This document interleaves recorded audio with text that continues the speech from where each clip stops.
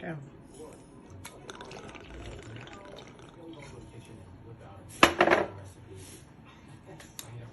Welcome to Joe's Atmosphere. Cook your shrimp, please. All of a sudden, my shrimp pan is burning up like a smoke fest.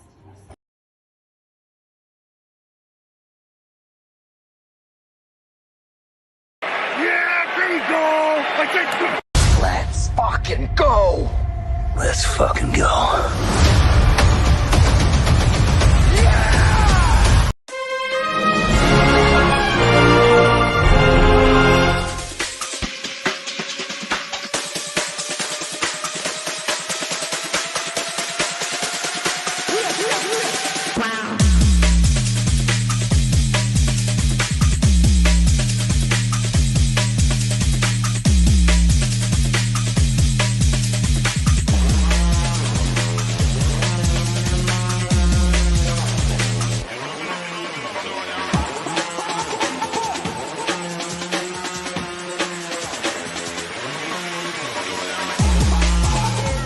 Christmas! Merry Christmas!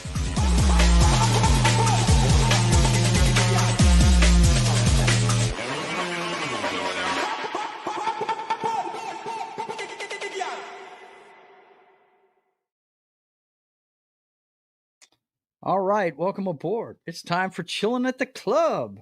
This is the chat-driven stream where I just hang out with the chat and pretty much talk about whatever everybody wants to talk about. It's good to see you guys. Hope you had a Merry Christmas. Let's check in with the chat real quick before we get started. Vince says, "Hey there, Joe." Says, sadly, he won't make it to the stream tonight. He sent this in this afternoon. Just got back from visiting family and I'm exhausted. Have yourself a great stream. Going to, man. Going to.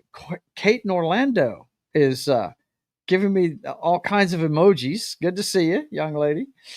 And of course, our good friend Christian Delorme's vinyl revival is here. Bonjour, my brother. He says, and I'm happy I didn't go to bed. Oh, okay. All right. Well, cool, man. Cool. Most people are going to bed about now. Let me button my shirt.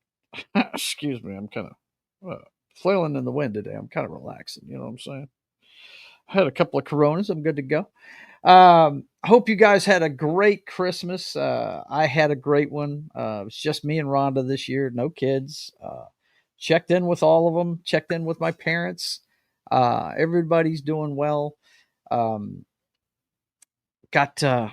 think I showed this last night, but I wanted to show it off again tonight. This is what Foxy got me for Christmas. Got a decanter with my channel logo on it. I've got to build a stand for it though, because it's a little bit rickety. It wants to go back and forth. But I'm gonna build a little brace to go up underneath that part of it.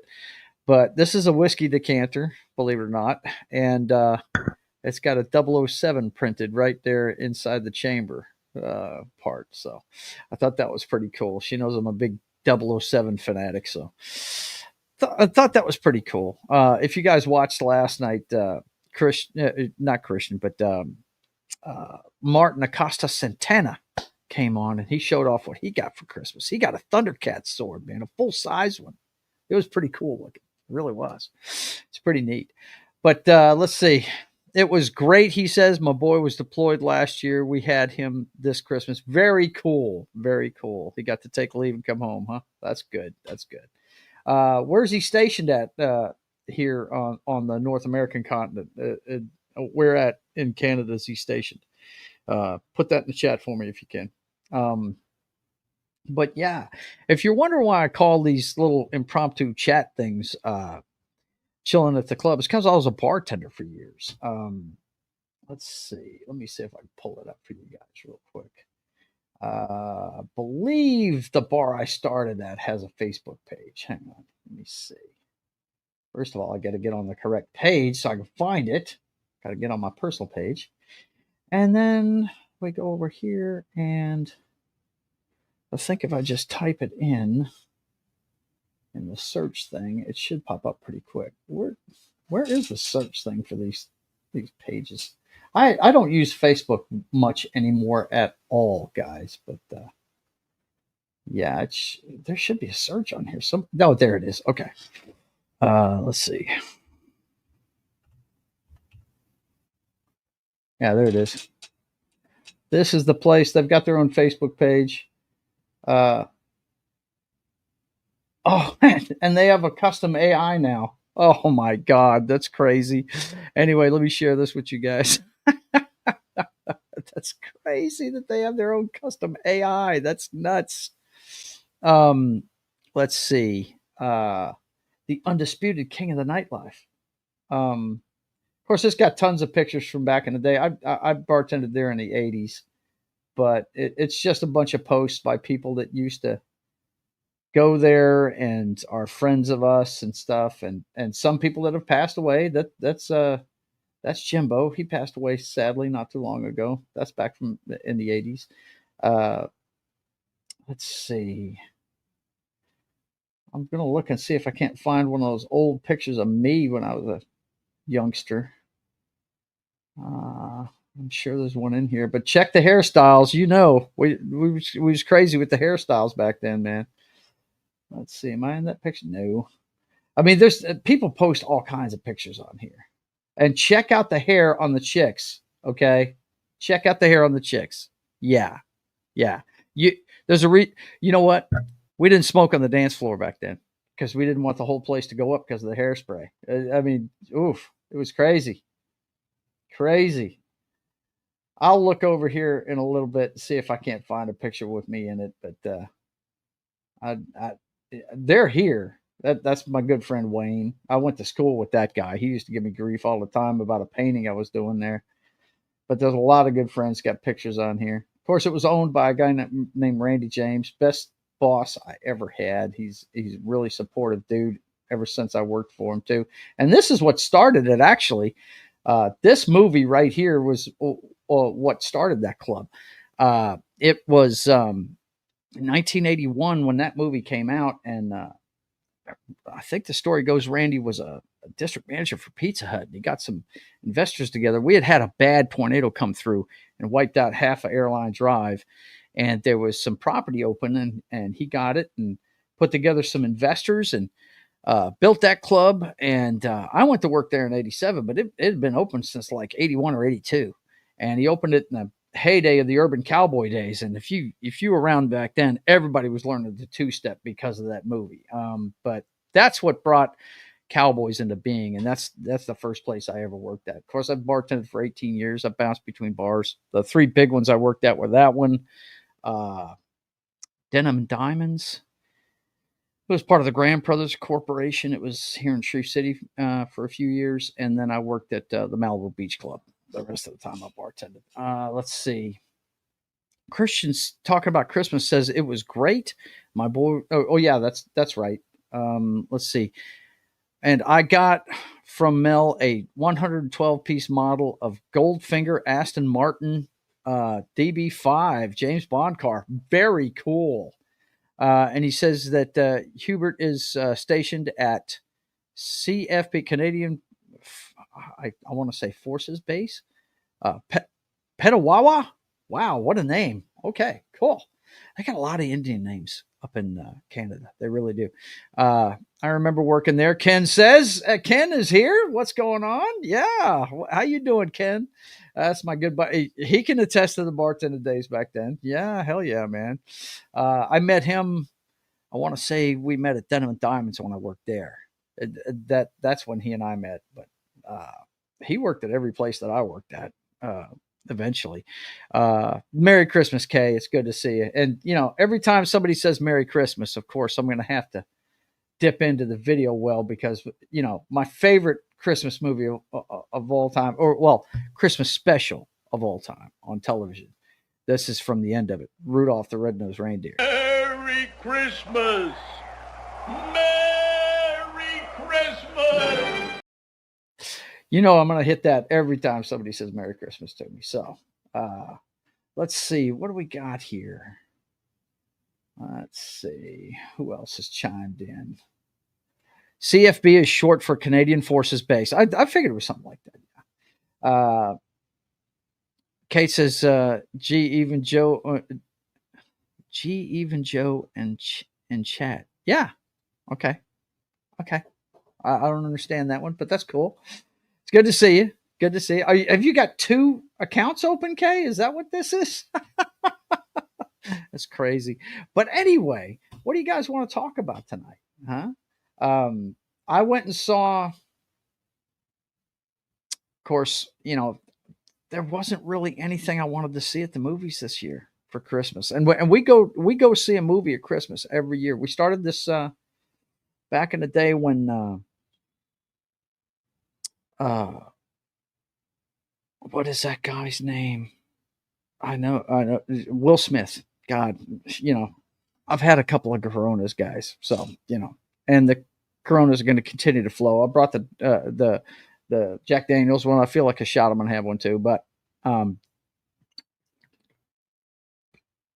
in the year 2001, I think uh, he was in Ali and nominated for an Academy Award for that movie. And my mom wanted to see it real bad, so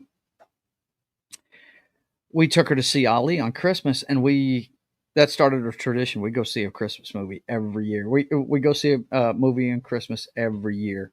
Let's see. Kate says, "Good evening." Yeah, and then we've got Jed Reverwolf in the house. He says, "Merry Christmas, fucker." Well, as only Jed can do. He's got to curse me out every chance he gets. Where's your bot to tip you? Oh, dude, I don't have a. Well, it'll chime in soon enough. Don't worry, it'll be here. Jed, what's up? And he says, "What's up" to everybody. It should pop in here anytime now. But if it doesn't, hang on. I can always put that up there, buddy. If you're wanting to do it really bad, I'm not going to say no to it. By the way, I'm only one subscriber away from 500, so I should be able to get super chats here pretty soon. Let's see. I think I've got to. Let's see. Don't ask me what's up, Jed. You'll be jealous. Oh, check it out, man. Damn. Okay. Let me see. Let's see. I'm not sure where I get that link from. I should know this, but I don't remember where it is. There's the dashboard. And the link is okay. Now, what's over there? Can all these sponsorships? Revenue.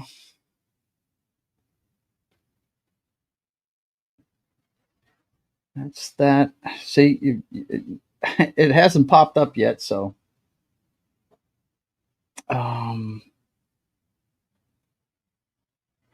no.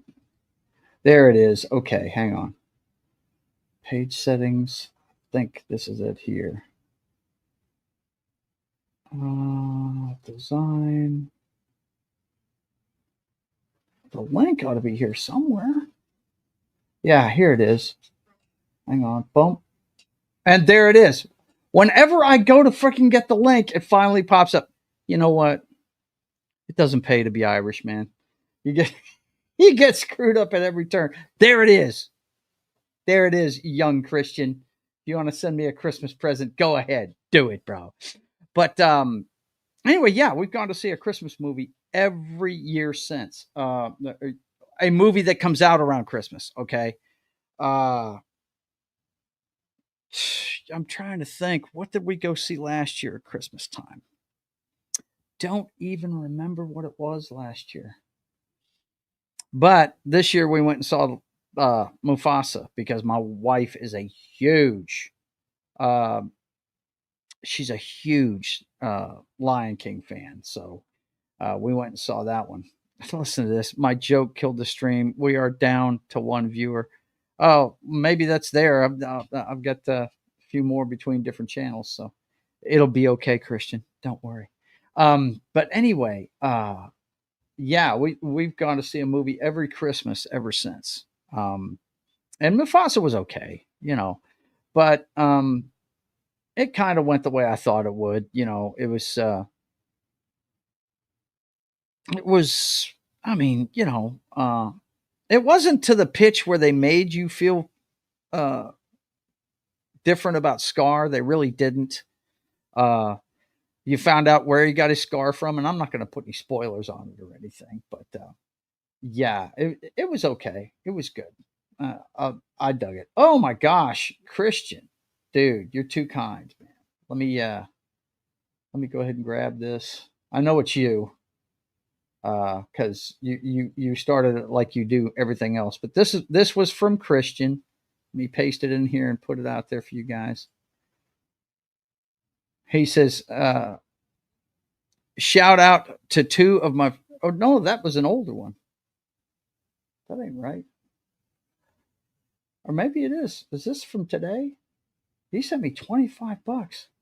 He didn't change the. He didn't change the slogan he wrote in there. Huh. Okay. That's wild. This is the last one he sent me. Shout out to two of my favorite brothers. This was the last time we did the Brothers Hack the Matrix on the internet. And fuck yeah, it's an 18 gear and I can drive it. Yeah. I don't know if you noticed that or not, man, but it's got the same message that you left the last time he sent me one. It was a $5 one, but this one was 15, or no, it's 25. I appreciate you, brother. Thank you for the Christmas present, bro. I appreciate it greatly. But yeah, he's got to have a video for that. Hang on. I love my man Kristen to death. We're gonna give him a video real quick. Let's see.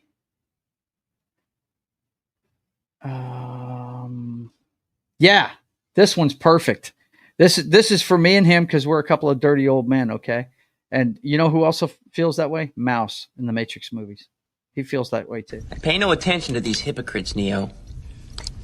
To deny our own impulses is to deny the very thing that makes us human. That's right. That's for you, fellow dirty old man. If you guys just saw some of the stuff that we put in the not safe for work threads and some of these things, it's crazy. But anyway, so what did you guys do for Christmas? Did you have a good Christmas? Tell me about it in the chat. We'll talk about it. I'll look up whatever you want me to look up. I do want to talk about something that me and my man Jed were talking about the other night.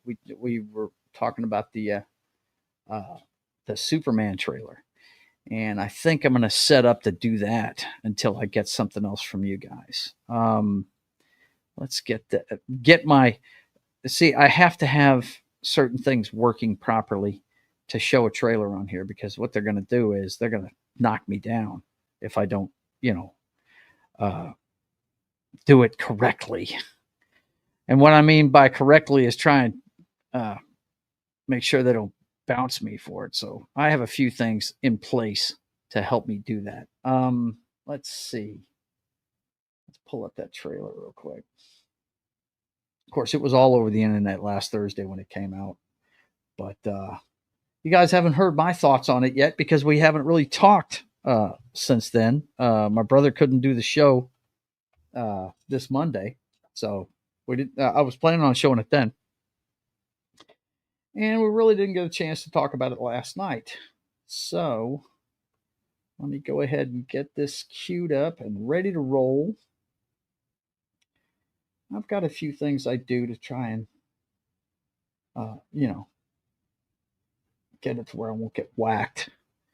But yeah, man, let's check out this Superman trailer from James Gunn. It's almost a week old now, but you guys haven't heard my thoughts on it, right?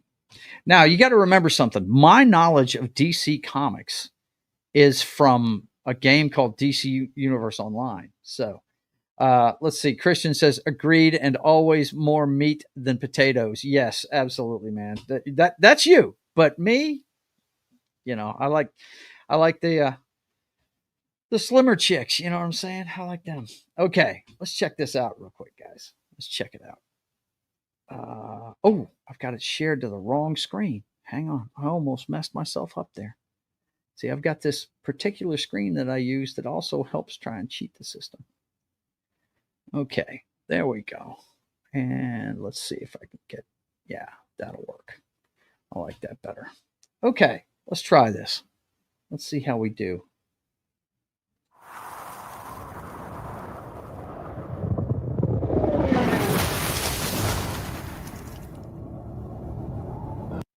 Okay, first of all, Superman got smoked. He got beat up, man. um, interested to see who ends up beating him up. That's for sure. To work now, a lot of people have talked about his hairstyle. That's the way young guys do their hairstyles these days. You know, I mean, what are you going to do about that? But he looks. I mean, Clark's supposed to look different, not just the glasses. Yeah, he got jacked up, man. Now I got to tell you, James Gunn. I'm going to give him the benefit of the doubt because I've liked everything he's done so far. Um, I started watching Creature Commandos, but you know, I'm not much into cartoons, but it sure seems like Suicide Squad, same stuff he's already done. So, and he looks great as Clark, I think. I mean, he's all slumped over and everything. He's trying to look, modest. This guy's going to be the guy that's playing Pa Kent. He's going to be on the friggin' convention circuit for a long time. He was in Constantine. The reverend that friggin' drank himself to death in the middle of a liquor store, right? He's in The Walking Dead. He's Otis. Matter of fact, my wife has his signature over here on her Walking Dead wall. Yeah, and now he's going to be Pa Kent, right? It's amazing. Now, when he whistled and I saw this cloud of smoke, I said, "Wow, he's actually going to put this character in the in the movie." So we're coming into this. We're not getting another Superman origin story, boys and girls. Superman already exists, and he's already on Earth. So we're getting a movie about Superman that exists in the DC universe already. So that's pretty interesting. That is the best shot of the whole damn trailer right there. There's two shots that gave me goosebumps, and that's one of them. Let me run it back so I can play it uninterrupted. This is awesome right here. I love it. Superman coming in to save the innocent. The guy they have playing Lex, he plays Beast in the newer X-Men movies.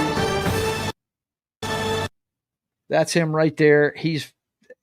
He looks the part. He looks like Lex Luthor. What was interesting to me though was this Luthor Corp. Isn't it Lex Corp?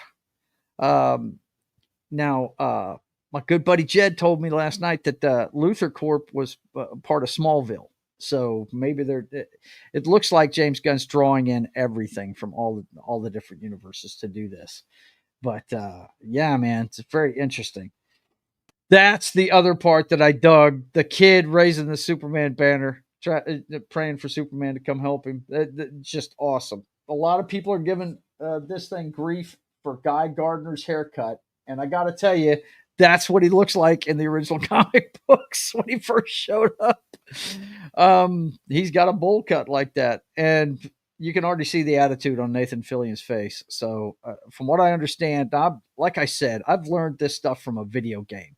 But, it sure looks like that James Gunn knows something about the comic books and stuff. And Jed seems to believe it's going to be Justice Society guys or something like that. But we'll see what happens. Christian says, sorry to impose on your stream, Joe. Our next stream is January 5th on Queen. I really want you on for your input. Sorry, I'm a Spider-Man guy. I'm a Spider-Man guy too, but I always root for. Let me make this clear, guys. Hang on. Let me go full screen for this one. Look. Yes, I've got Supergirl stuff next to me. If you look in here, I've got more Spider-Man stuff up than anything. I'm a huge Spider-Man fan. That is my superhero. But we all root for Superman movies to do well. I mean, he's the OG. He's the first superhero, He was the first comic book, I mean, this is that he's the original, and we all want his movies to do well. We all really want his movies to do well. There's another guy who wants it to do well too. He has his reservations, Martin. But greetings, my excellent friends, he says, and he says, hello, Joe, because he likes to do that clip when I show up with uh Droopy Dog, and I could talk the whole show like Droopy Dog if I really wanted to, but I'm just not going to do that. It's Christmas, and Droopy Dog is a little bit of a downer, so I'm going to talk a little bit more upbeat and use my own voice. Let's see. And the Green Goblin did nothing wrong. Yeah, well, whatever, bro. I mean, he tried to kill Peter. That's what killed him because Pete was smart enough to get out the way. So, hey, you can say he did nothing wrong all day long, but guess what? He jacked himself up. Anyway, yeah, that's the original Guy Gardner haircut. So, I mean, this guy knows something about the comic books for sure. Hot girl. Now, I'm interested to see what this kaiju is. I've heard a theory about this that it's an alien, and the reason why everybody's going to get pissed at Superman is because he's an alien too. He's not going to look to kill it; he's going to look to help it, right? And some shit might get jacked up doing that, right? So we'll see what happens. Now that's Keelix. That right there is Keelix. I don't think anybody has put forward another idea for what that is. But seeing the fortress like this, what I'm wondering is, are they going to show the key? Those of you that know the comic books knows that to get in the fortress, there's this huge ass fucking key that only Superman can lift. That he unlocks the fortress with, man. Looks like a big arrow, I think, if I remember correctly, doesn't it, guys? Help me out, those in the chat that know the comic books. But it's a huge key, and he has to open it. Let's see. Christian says, and Joe, happy you like your clock, and Mel chose the fox for Rhonda. Yeah, I'll show pictures of that here in a minute. I think I put those up on I think I put those up on Facebook, and I'll pull those out. That's another Christmas present I got, guys. Christian actually sent me a package from Canada, and wait until you see this clock. I'm not. Wait for it. Afterward, after the trailer, I'll pull up the pictures. If I have to send them through my phone, I'll do that. But he sent me and Rhonda some pretty cool stuff. Of course, you guys know that we met up in New Orleans for the first time in person. He actually sent me. I thought it was funny. He sent me a picture of us, and I've got that same picture on my phone, Christian. I could have printed that anytime I wanted to, but yeah, it's a great picture. It was a great gesture on him and Mel's part. It really was. And we've got a friend of the show that if you don't know his name by now, boys and girls, then you haven't been watching. You really just don't know.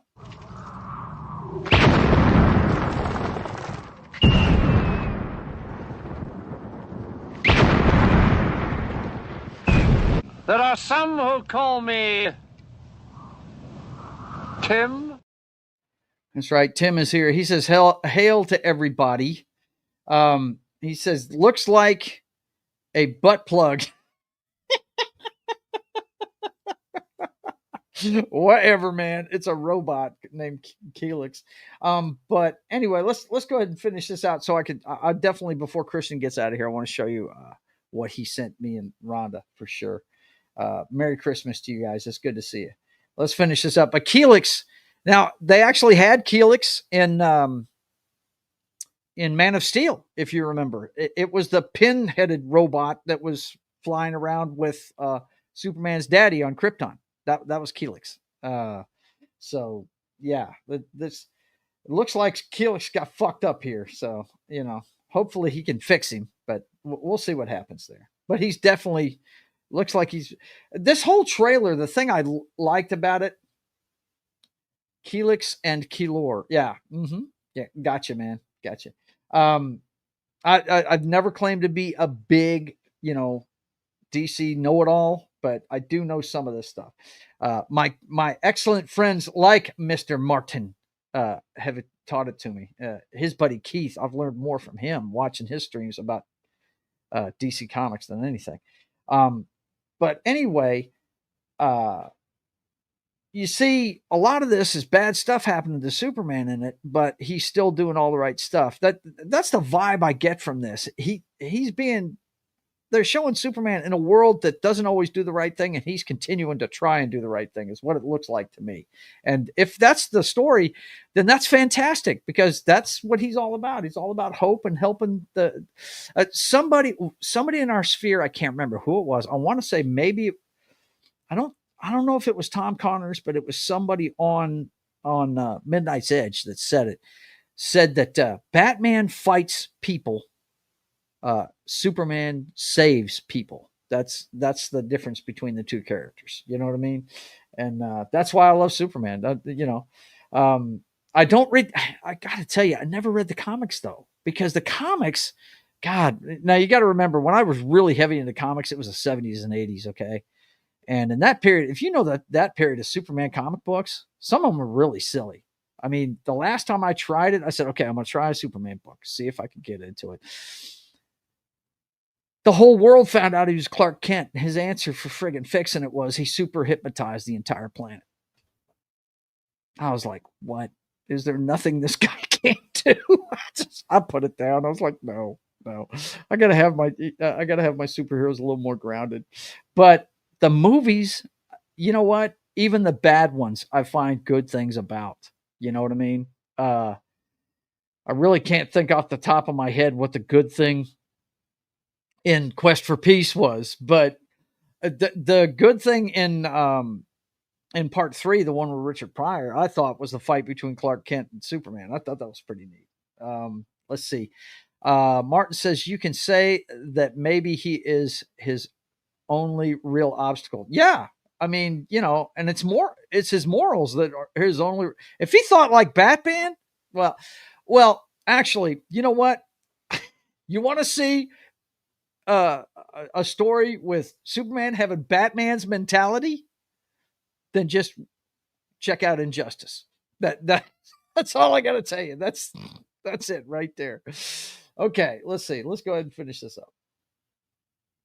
Now, what's disturbing me is what the hell is going on outside that window? They show it a couple of times in here, and Jed has thought that it's the Green Lantern fighting Brainiac, and I really hope that's not the case, because I want to see Brainiac in his own movie against Superman. Brainiac is probably the guy that I've learned the most about through the TV shows and the video game I play. Everybody knows I love DC Universe Online, and the first 5 years of that game was nothing but Brainiac stuff. Okay. But anyway, let's see. And making him in his movie get beaten and having to rise to the occasion is a great character arc. Yes, it definitely is. And I understand everybody's reservations about it because there are so many characters in it. I just glazed over Mr. Terrific. But let's see. Nah, that's a mega rave they are having. Okay. But yeah, let's hope that's what it is, Martin. Let's hope that's what it is. I don't know what's good. They're obviously not in a hurry to get outside. Superman's not in a rush to get out there.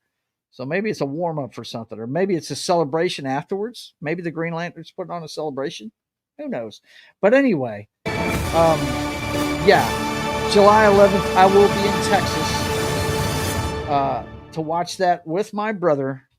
Probably not on an IMAX screen. I don't think I'll be doing that on an IMAX screen. I usually, the first time I see a flick, I usually do it on something other than IMAX, because IMAX, man, look, I've taken 2 people to an IMAX movie, and both of them, my wife and my best friend, were like, wow, that was a little much. And I'm like, dude, it's beautiful. You're bathed in the movie. You know what I mean? I took my wife to go see Oppenheimer. We have this gorgeous dome type IMAX theater here at Cyport on the riverfront in Shreveport. Yeah, Exactly. I love IMAX. Yes, it's very cool. I love it too. Man needs some sugar from his baby. No doubt, man. No doubt. We know that.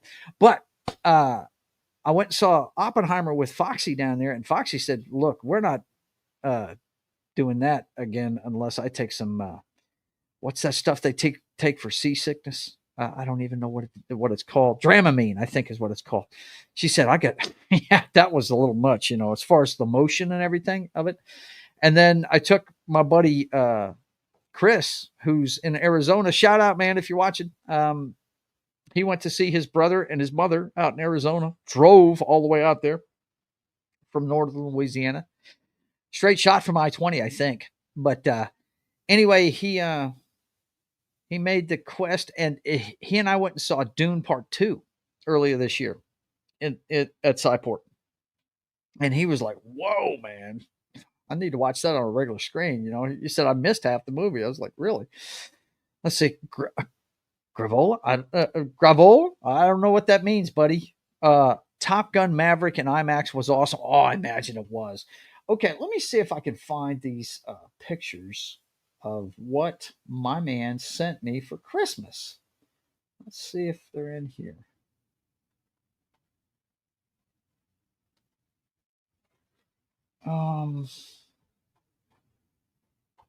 Give me a sec. Maybe I need to go to my photos. Let me see. I really don't know how to use freaking Facebook these days. I really don't. Photos. Okay, maybe it's in there. Hang on.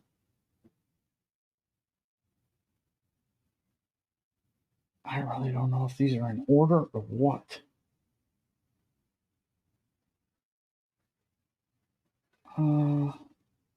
Hell with it. I'll just go ahead and send them to. Let's see. Let me scroll all the way back up. See what the newest one is. Yeah, that all looks like reunion stuff and oy vey. Okay, so your photos. Here we go. Here we go. I'll find it pretty good here, I think. Pretty sure I took pictures of it. I may not have put them on Facebook, though. Doesn't look like I did. Oh, well.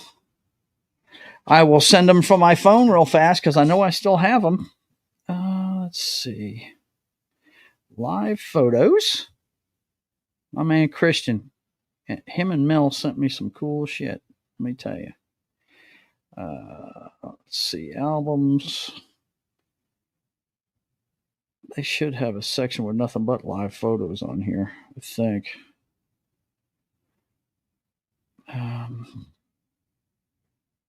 Pretty sure they have a folder for just that. Oh, I know where to find it. Hang on a second. Yeah, he sent me this clock, man, that is it's very cool. And from what I hear, he sent one to somebody else too. Here we go. There it is. All right. So I need to send, yep, here it is. That one. Okay. And this one. And actually, I'll go ahead and send the whole bar picture too, so you can get the feel of it here. Okay, we'll send them there, and I'll open it up in that. Boom, boom, boom. I'll have it up in just a second. Hang on, guys. My WhatsApp is right here, and we've got the pictures right here. Okay. All right, so let me share the correct screen. Screen 2, yes. Go ahead and turn the sound on in case we watch something.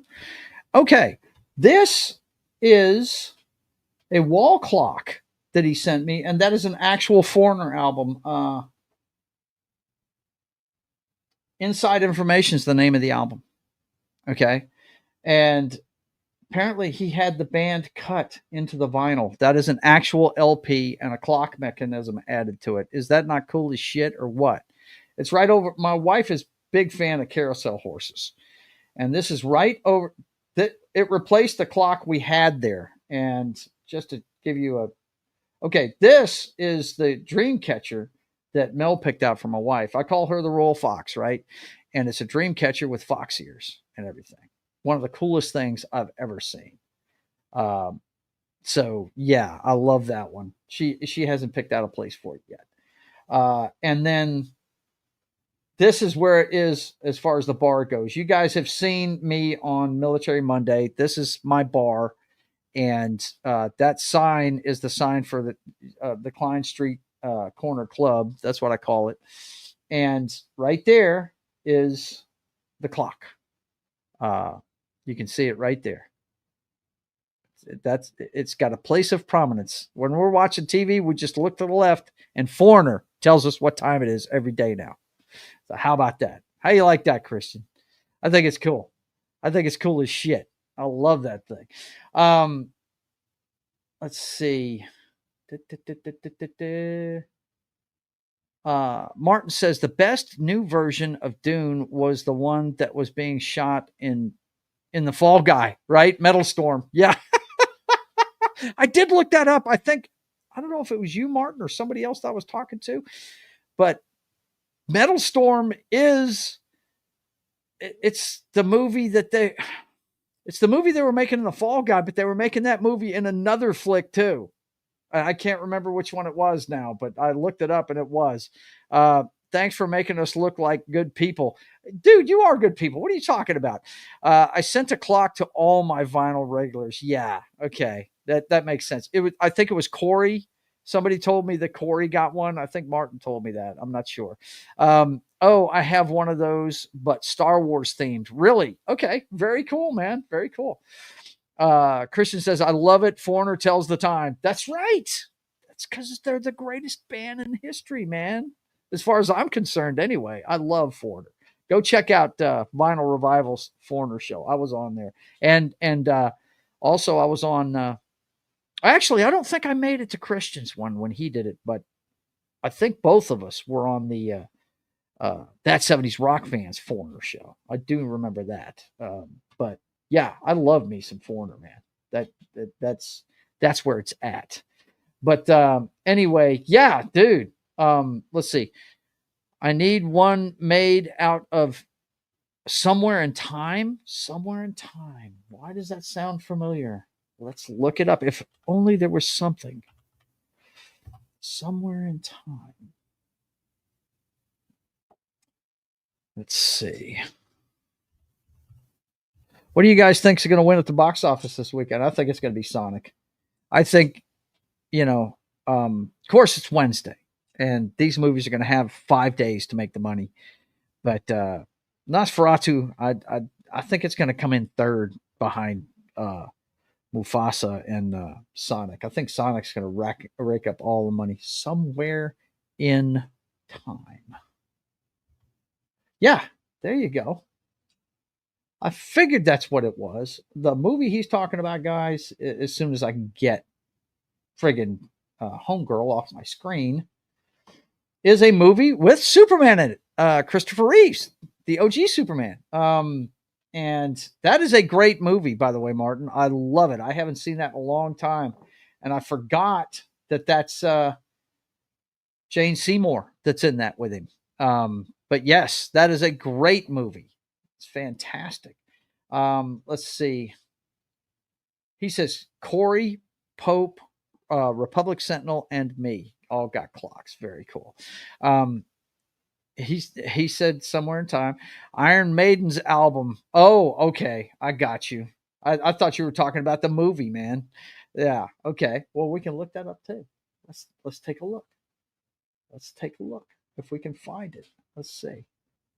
Iron Maiden.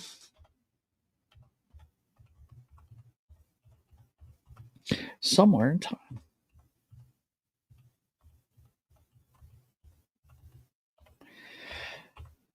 So I'm assuming you just want that on the label.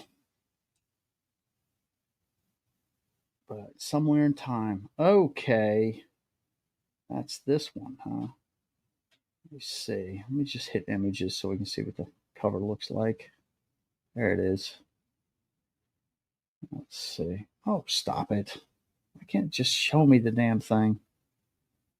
No, of course. Microsoft's got to have stupid, crazy shit. Okay, here we go. Boom. Boom. There we go. That's pretty cool album cover right there. That's pretty neat. Somewhere in time. So Eddie goes to the future on the album cover, huh? Pretty cool. No, a clock made out of the album. Yeah, that's what I know what you're saying. I know what you're saying. I'm just saying that's a cool album cover. Yeah. Uh he says, "Okay, everybody. I'm going to bed. I'm not even going to try and pronounce that, but I know it's Noel and Feliz Navidad. Um, I want to say joyous Noel, I guess. But yeah, he says Merry Christmas is what he's saying. So if you're saying Merry Christmas, then we got to. Merry Christmas! Merry Christmas!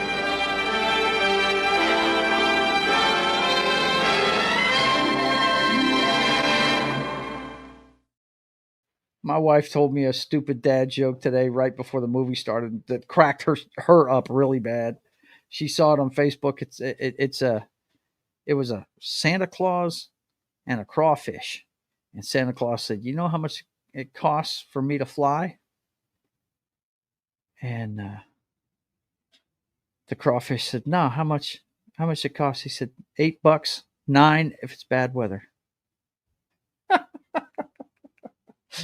Oh man! But anyway, so how was your Christmas, boys and girls? I know Martin had a great Christmas. He got a cool sword from his beloved. He got a Thundercat sword, man. Looked like it was the right size and everything. That's very cool. Um, I wonder if they have anything about the box office going yet. I wonder. Let's check it out real quick. Let's see if we can find out real fast. If only there were a way for me to look it up. If only there was a way. I have a way, but I have to look through some other things first to find it. Let's see. See if we got any box office projections for today.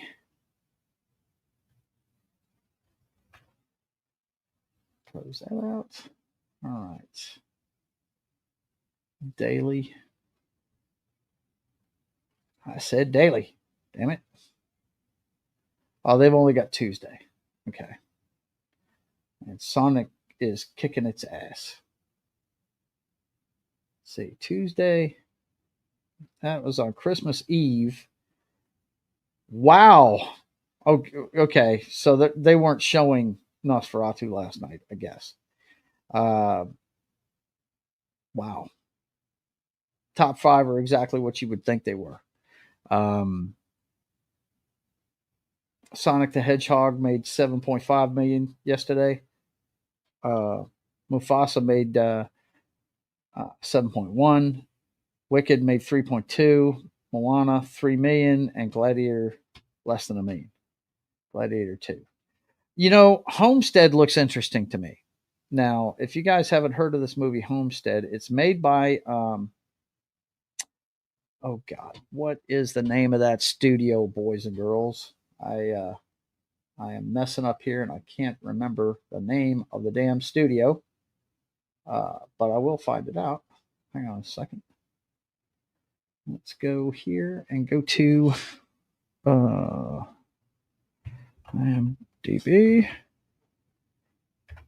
Okay, and Homestead. It looks like a good movie. It's post-apocalyptic, which I know that's a genre a lot of people dig. But this one's made by Angel Studios, I believe. If I remember correctly. Yeah, this is an Angel Studios production. It's got our guy that won't kiss anybody but his wife. What's this fella's name? I always forget his name. Neil McDonough. Yeah, that's it. Neil McDonough. He's been in just about everything Taylor Sheridan's ever done, which is a plus for me because I'm a big Taylor Sheridan fan. I love the stuff he does. But this movie is about. Hang on, let me pull this back. Get that back the way it was. said amid chaos, ex Green Beret joins prepper compound, a prepper. In other words, somebody like uh, comics division. He's always telling you keep some food freeze dried and stuff like that. Uh, Love grows, truths arise, and a community unites. But I'm pretty sure this happens post apocalyptic, though, if I remember correctly. Um, and it looks a lot like a Taylor Sheridan story. They're trying to save their their farm, and it's got some Taylor Sheridan people in it. This girl, if you watch Yellowstone, you know her, Dawn Olivery. Um, she is the lawyer that was banging Jamie in the last couple of seasons of Yellowstone. So, um, looking to see if there's anybody else that we know in here. There's nobody really big, but yeah, just Neil McDonough being in it would be worth watching. Of course, he's going to do a lot of these shows for Angel Studios because he's a devoutly religious dude. Um, but yeah, that one looked interesting. My wife was asking me about that, and we may have to go see that sometime this weekend. That's look, the number of movies that me and Foxy can go to together is very small. She is not into what I'm into. Okay, she now I introduced her to the MCU because I am a comic book guy and I love Marvel comics. That's my jam, right? And she the first movie she and I went to see was X-Men in 2000 when we were dating. We took our kids to it, and so she's seen all the X-Men movies. She loved Deadpool and Wolverine. We went and saw that. I don't know where he is, Parrothead, but he's around. He was in the chat a minute ago. I don't know. He dropped in, said hi, and he may have bailed. I don't know if he's still here. Okay, but there you go. But it's good to see you, Parrothead, and Merry Christmas to you, my friend. But she doesn't like horror movies. I like horror movies. She doesn't like war movies. I like war movies. Well, I'm not as big a fan of war movies as other people are. If it's something that's really big and epic, yeah, I'll go see it. But usually I'll wait until those come on TV. But I'm a big James Bond nut. She's not into that. But this movie and movies like it, she would go see, no doubt. She's let's see. Parrothead says, "Who doesn't like horror movies? Horror movies, man. Horror movies, not horror movies. We're not talking about Skinamax here, bro." On that note, those of you imbibing tonight, let's go ahead and do a shot. Let's wish everybody a Merry Christmas. I've got my military police shot glass here and a little bit of Jack Daniels. Cheers to you guys and gals out there. Merry Christmas, one and all.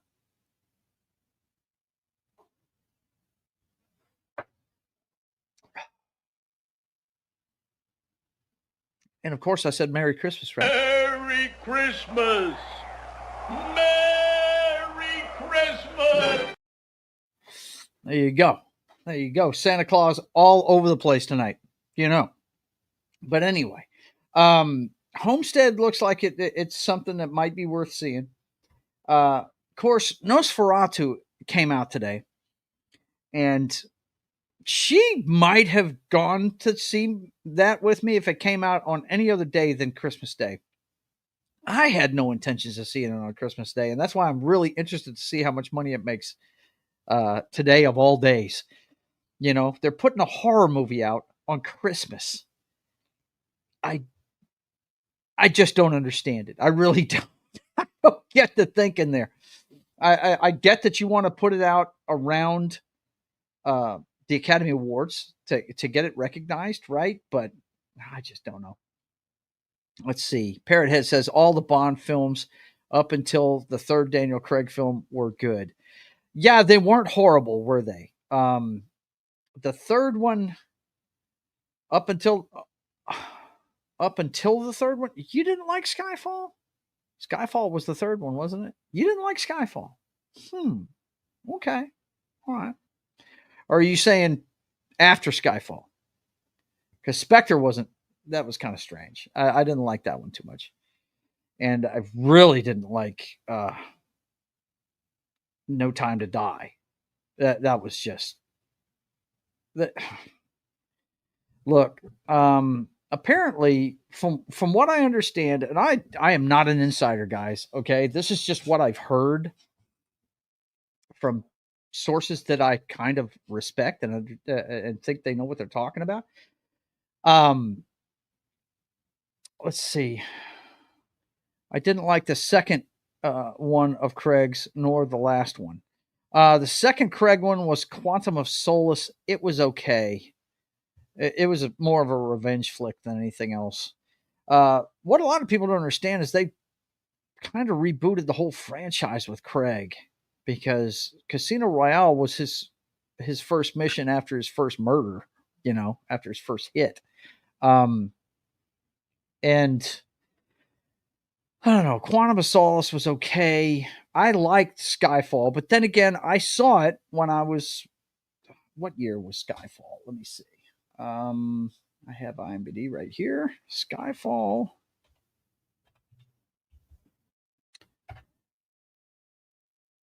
Daniel Craig and Skyfall. That was 2012.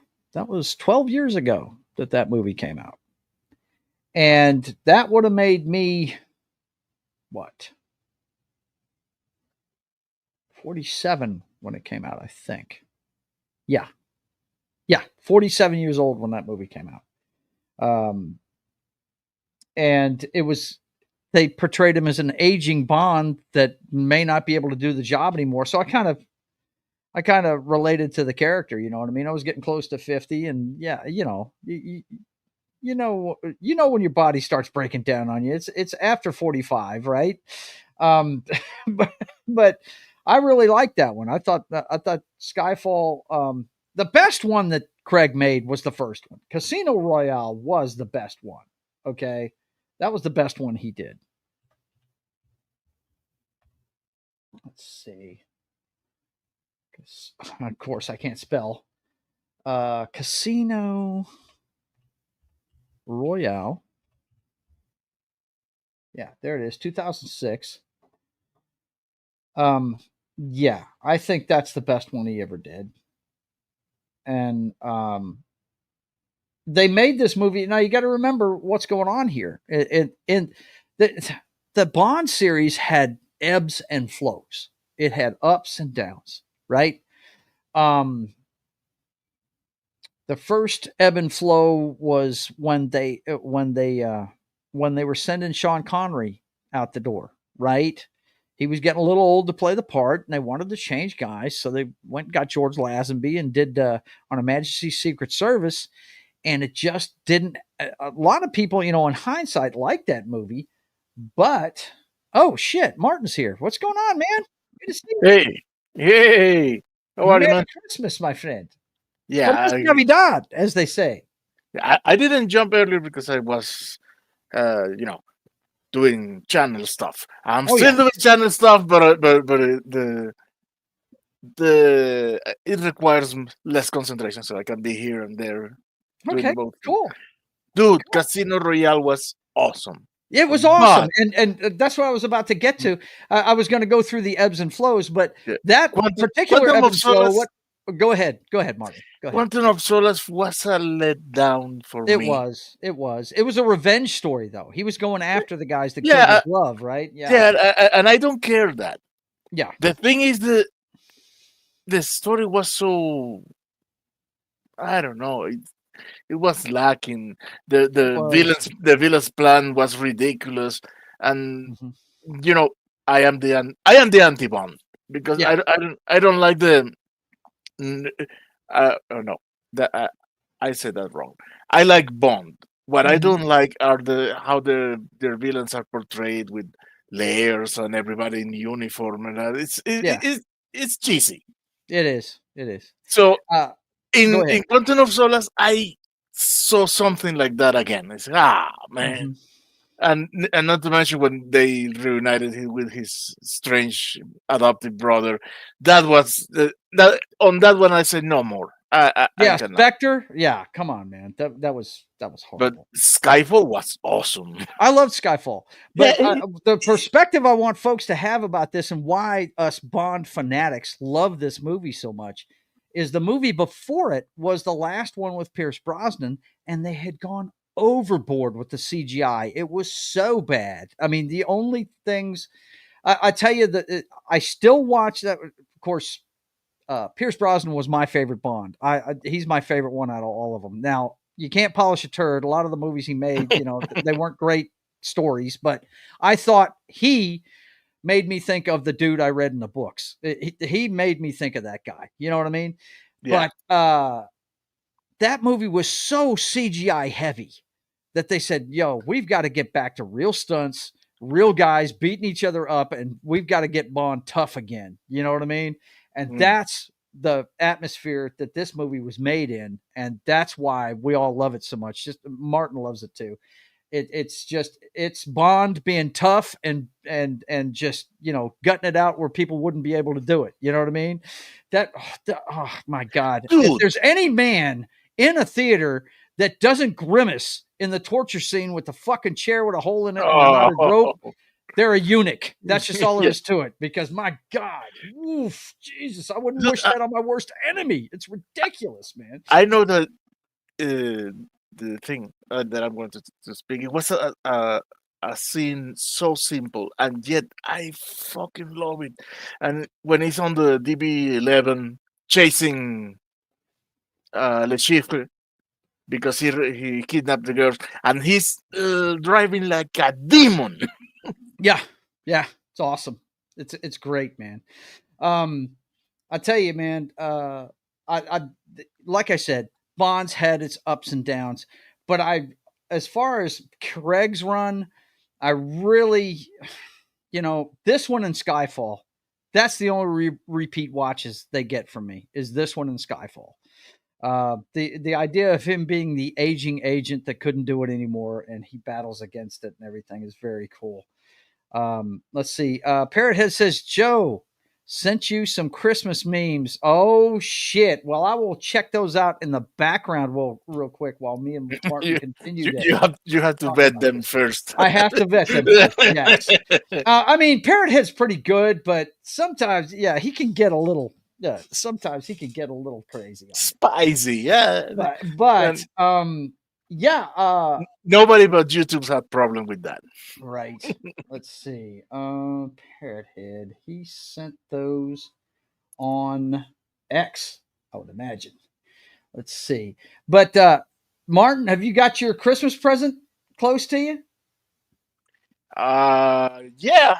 To show that off real quick? Ooh, wait. I'm telling you. Look, my decanter, my James Bond decanter is very cool. Okay, it's got Joe's atmosphere on it. Right? It's got the 007 symbol right there. It's very cool. Foxy did a good job on this. But man, friggin' Martin's got the Excalibur of animated swords, man. Let me tell you. Dude, what are you talking about? I feel your decanter made me feel so inadequate. Oh my god! Oh, come on, bro! I have 52 years old and I have never had the will to buy a decanter. What? Well, my wife has been making them a lot. She's making a lot of money on decanters at these shows. Only one is technically not safe for work. Okay, I'll check them out, man.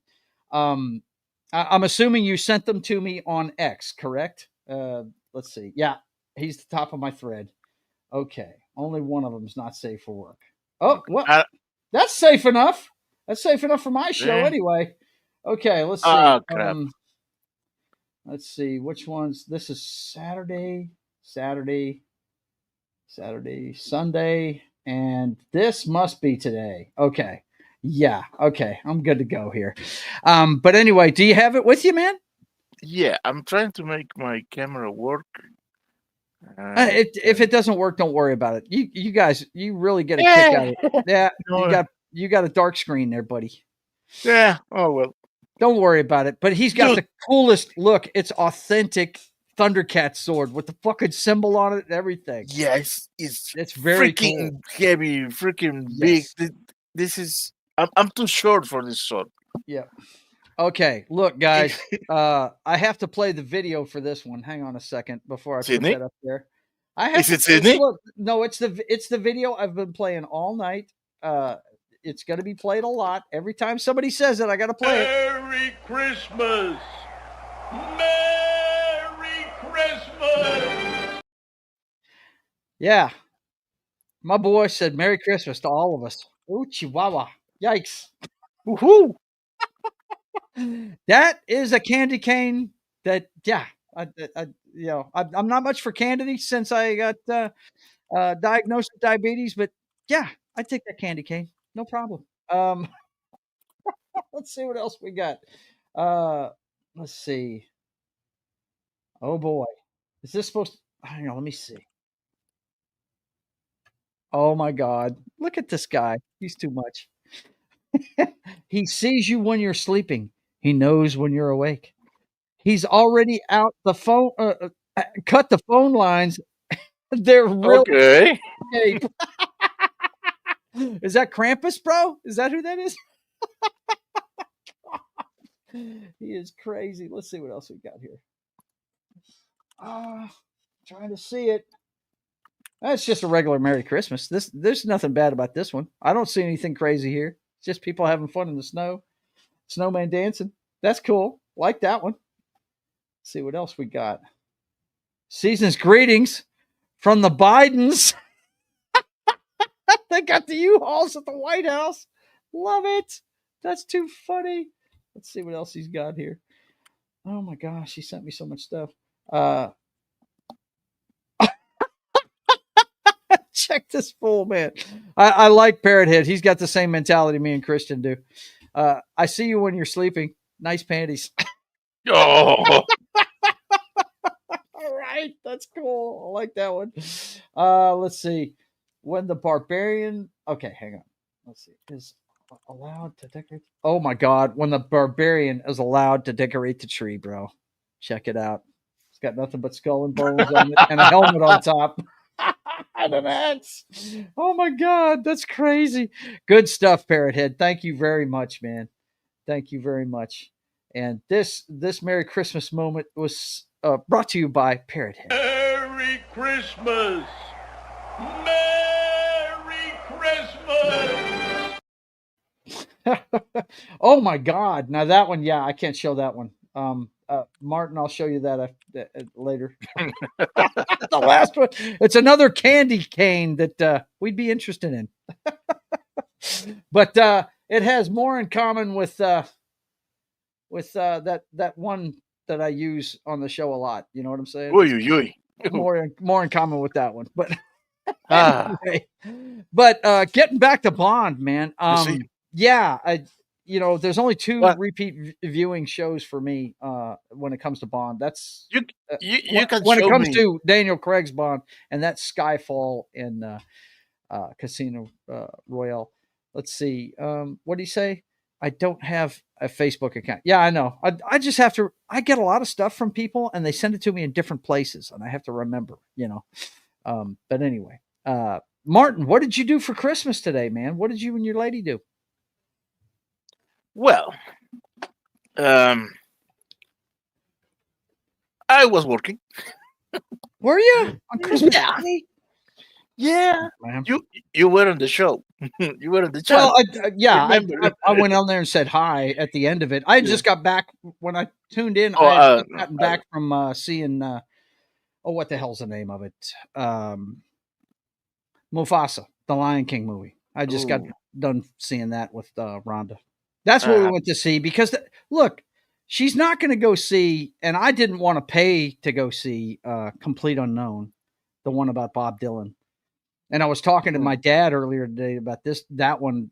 Yeah, wait till it comes on TV, I would say, Yeah, it might be up for some Academy Awards and stuff, but I don't know. I just, Bob Dylan is a good artist, but I just wasn't into him. You know what I mean?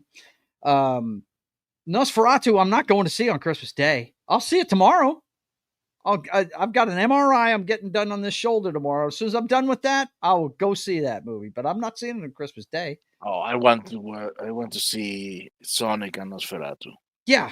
Sonic. I think most of the people that were at our theater today were going to see Sonic. I think most of them were. You know, down I've here seen in Louisiana. all the Sonic movies on theaters. I do not want to break the. I haven't seen streak. any of them. I haven't seen any of them yet. Wow. But I'm glad they're doing well. I'm just never was a fan of the game. Never was a No, fan. I have never played Sonic, but the movies are good. Yeah, that's what I hear. I hear they're good.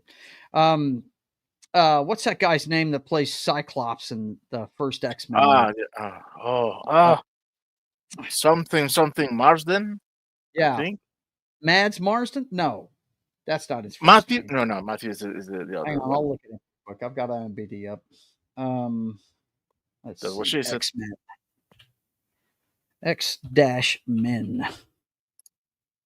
2000. That is. God almighty. I hate these ads. They pop on top of it. James Marsden. That's his name. James Marsden. Yeah, that's him. I've heard he's in the series, and I like him a lot. I think he's very underrated. I think he's very cool. Yeah, Parrot Head got it right when I was looking it up. But I just, I wasn't a fan of the game. I haven't seen the Mario movie either. The one that made $1 billion with Chris. Which Chris is it? That Pratt. That's his voice, right? I haven't seen that one either. I haven't seen a lot of the video game movies, man. I haven't seen Silent Hill, Hitman. Ooh. I think I watched Hitman about half of it. Which one? The first one with Oliphant in it. Yeah. I think I watched about half of that, but it was just, slipping through the channels one day. There's something about video game movies that just don't translate very well. Assassin's Creed, I watched that and I was like, oh my God, what is this? No, dude, do not watch Prince of Persia. Prince of Persia. I did watch that movie. Yeah, and I know it has nothing to do with that video game. It has all the action that we wanted to see in the movie, of course, in the last 5 minutes. Yeah, in the last 5 minutes. Yeah. No, dude, what the hell?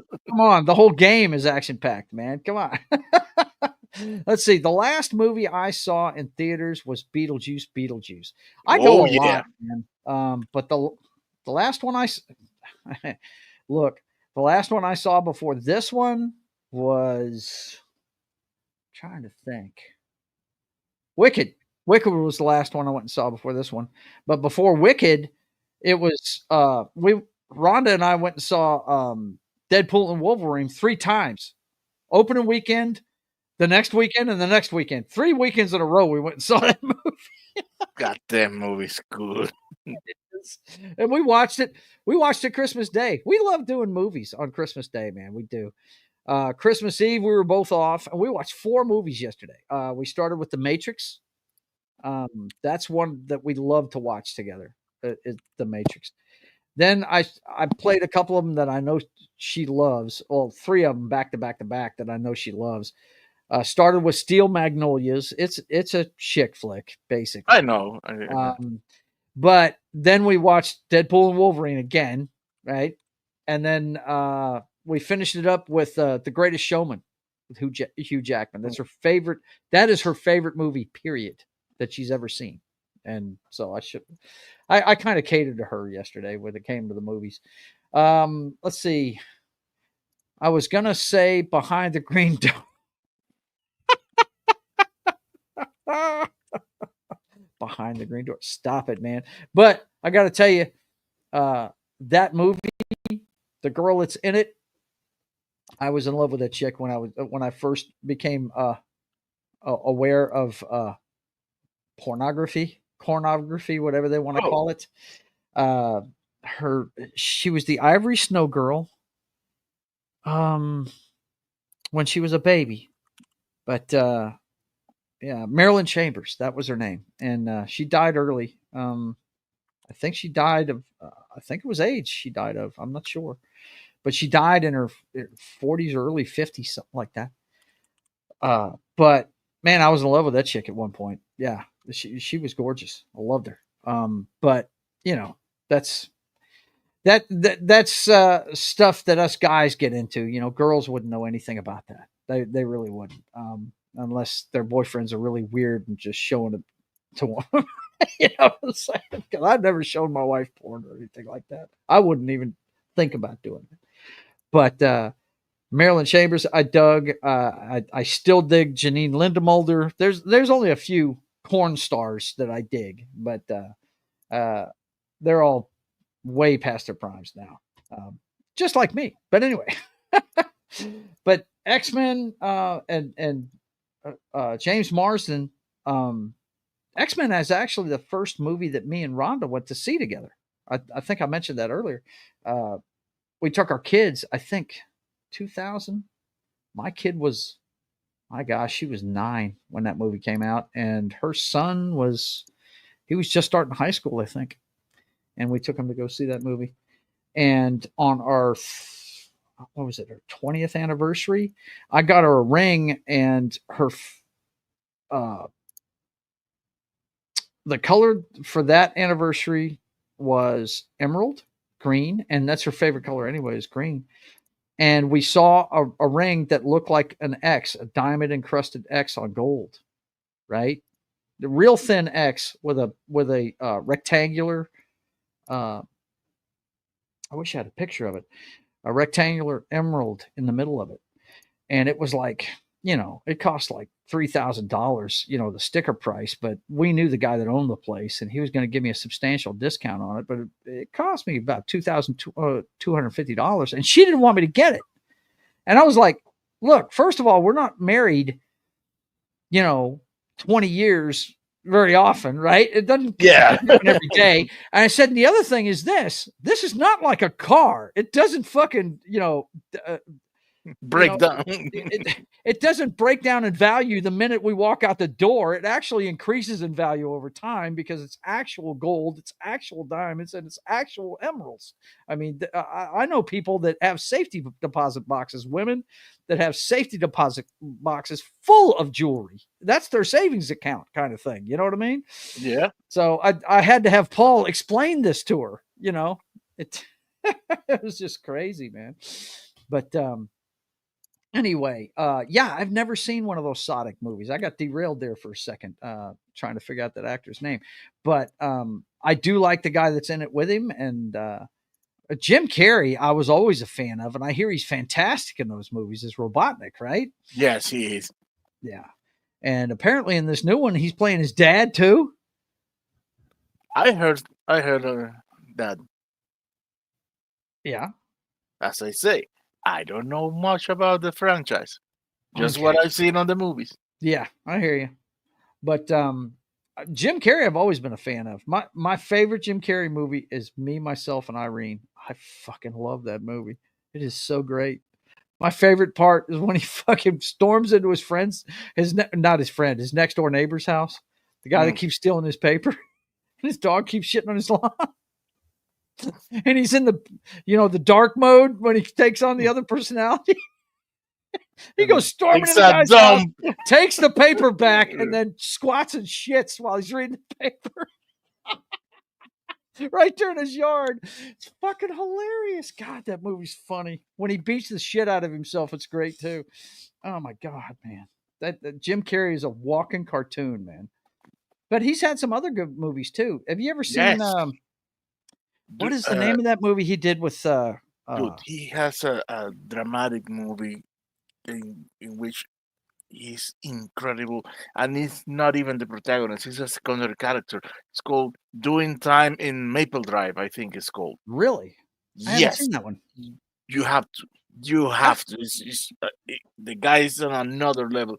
He could have done whatever, but I think he's happier doing comedy. Yeah. Well, you know, it's second nature to him. But I've always told people, if you can do comedy, you can do anything. because comedy is the hardest thing to do. Comedic timing is one of the hardest things any actor could do. I mean, every actor I've ever seen that does comedy does well at anything else. The movie I was thinking of with him in it was The Eternal Sunshine of the Spotless Mind. Yes. That movie is awesome. I love Yeah. that flick. It is fantastic. That movie tends to jump between my number 1 and number 2 movies, favorite movies ever. Really? Yeah. That he's in, or favorite movies, period? No, favorite movie. That movie is incredible. It is. It's fantastic, man.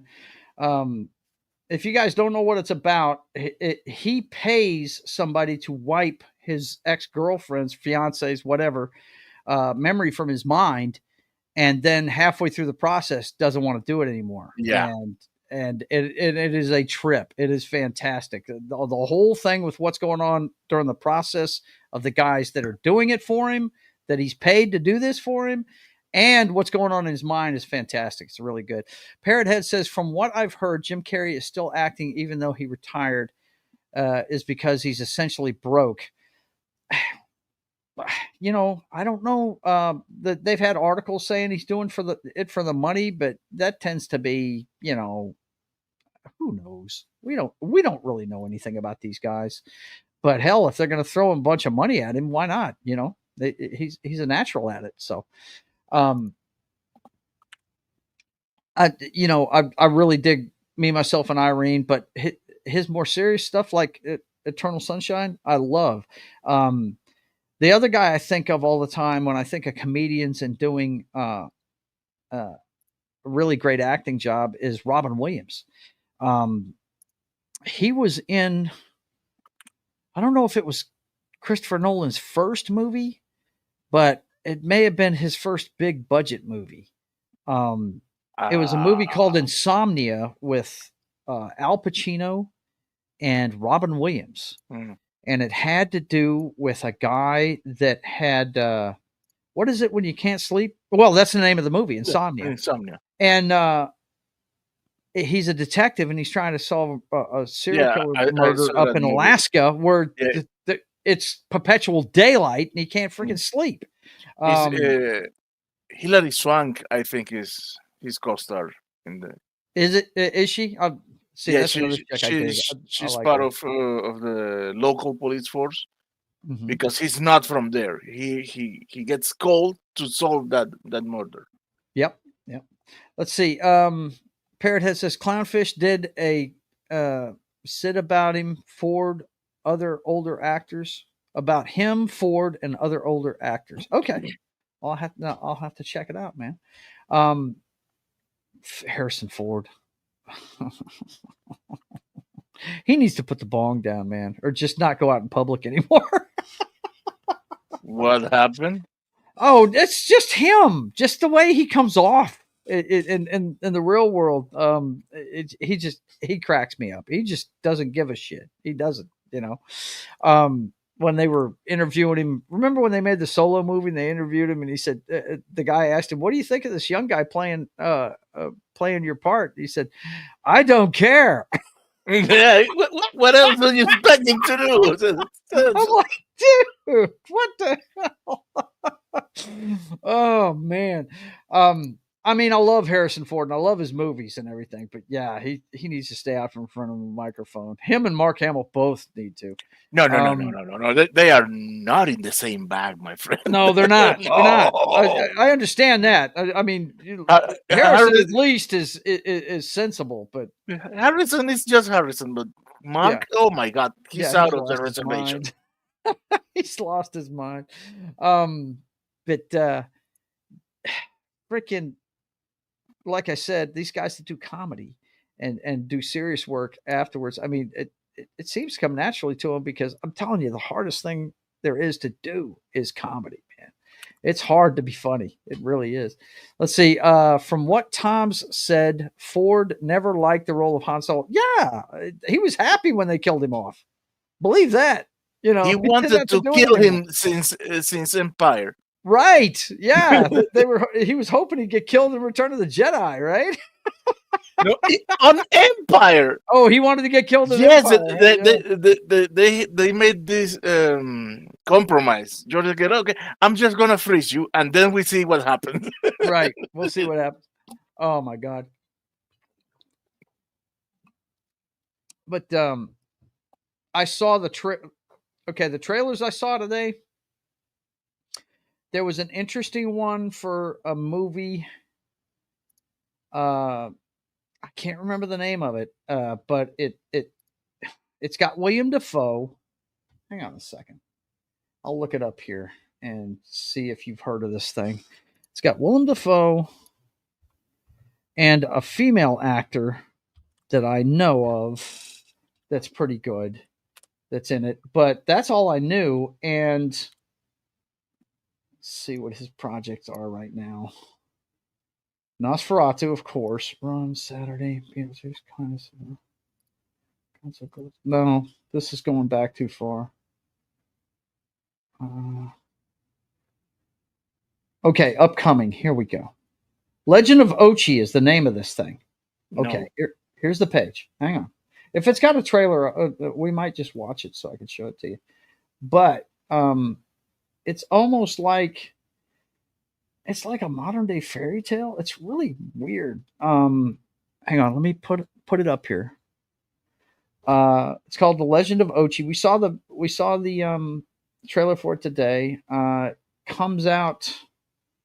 I think the trailer said it was coming out in like February or March.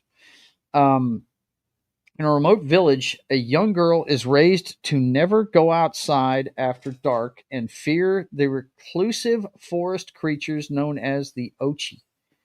When a baby Ochi is left behind by its pack, she embarks on an adventure to reunite it with its family.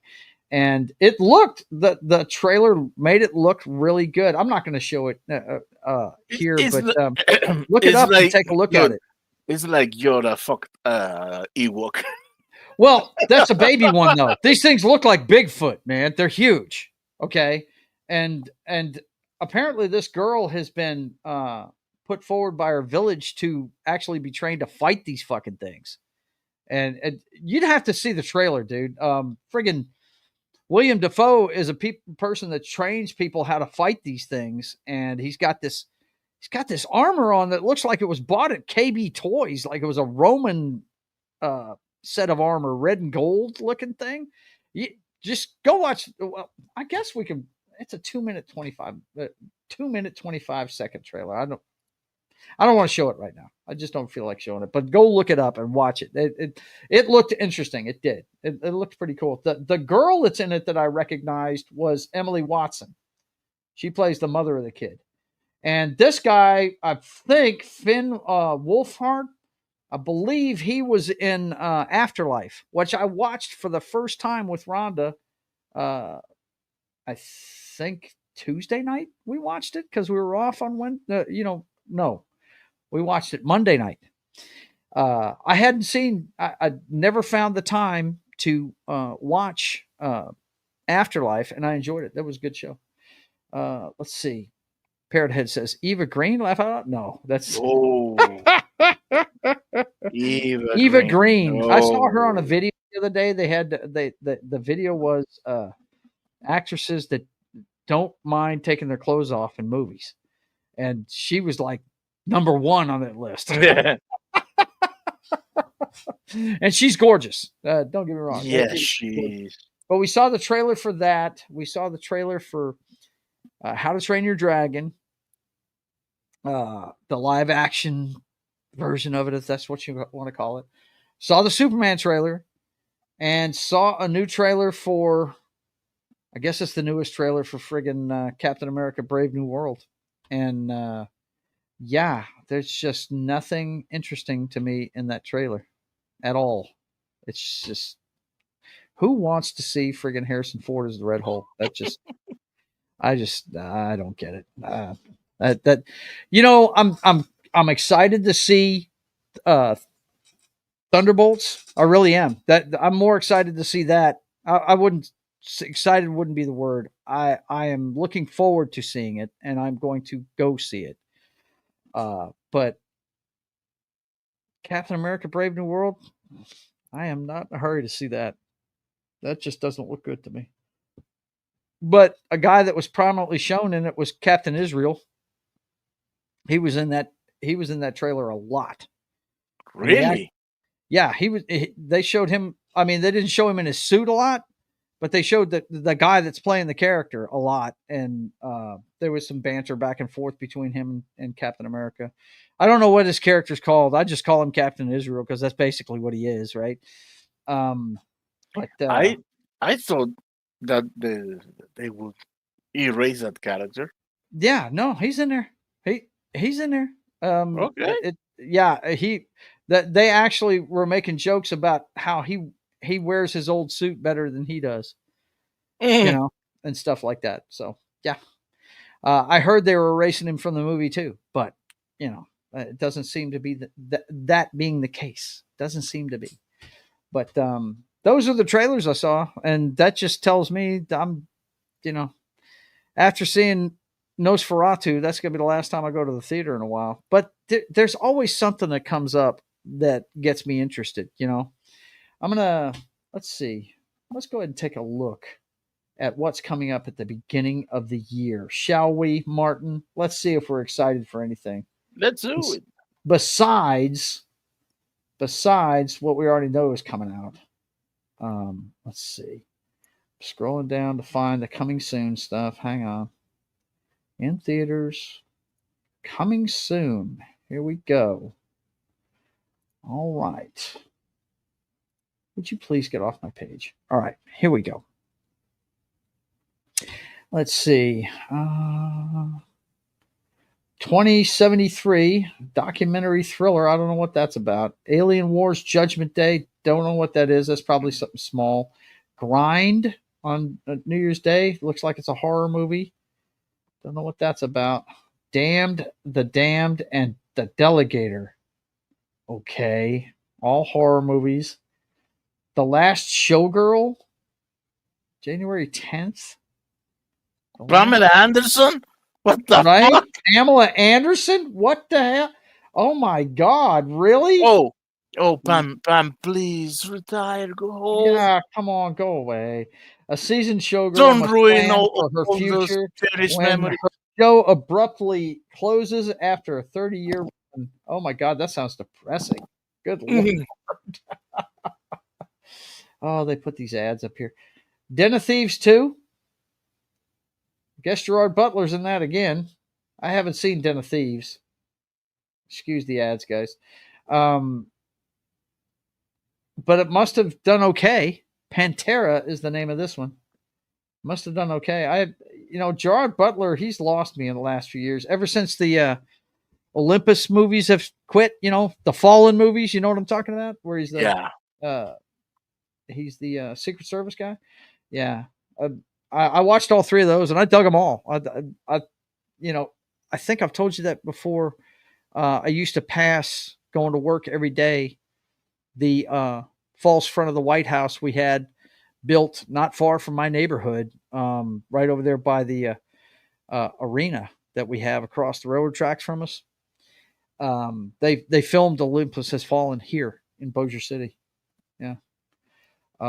Let's see. At least Pam is less plastic than Cher. Well, yeah, Cher at this point is just wow. Wait, because I remember there were two movies, one with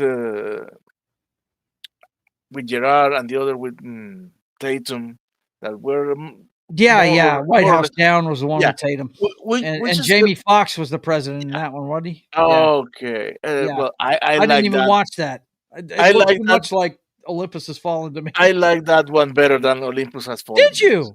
Yeah. Okay. Yeah, because I think I was going meh during the whole movie, and then we get to that scene in which the Aaron Eckhart, he's the president there in that one, I think.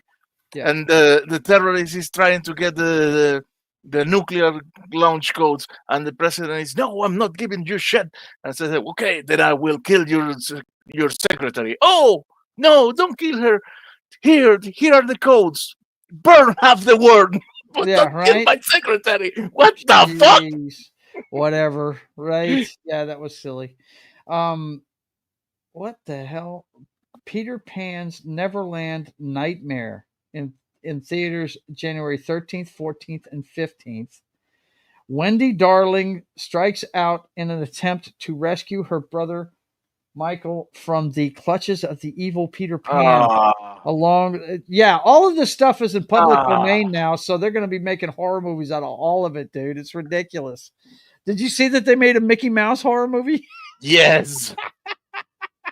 And I still have to watch the two of Winnie the Pooh. Yep. Now I've seen ads for this Better Man. It's a musical. Um, it's made by the guys that made uh, the world's greatest showman. But it just looks kind of weird to me. Chimpanzee is in a musical. A singular profile of British pop superstar Robbie Williams. Wow, I don't even know what that's about, but I've seen a lot of ads for that. Um, September 5 got pushed back. This was supposed to be out this month, but they pushed it back. That's weird. Now, this one right here, if you haven't seen the ads for that, that's about Nope. the Israeli athletes that got kidnapped during the 72 Olympics, I think it is. Yeah. I remember that happening on television. But it's told from the perspective of the ABC Sports guys that were covering it, you know? Yeah. So that should be a good movie, but that's one that, once again, I could wait until that comes on TV, really. Wolfman. Now, I'm sure you've seen the No. trailer for this. Oh no, dude, it's even worse. Yeah. I can talk to you on air, Mhm. but after the show, I will tell you. Yeah. whatever bad you think this is, it is worse. Yeah.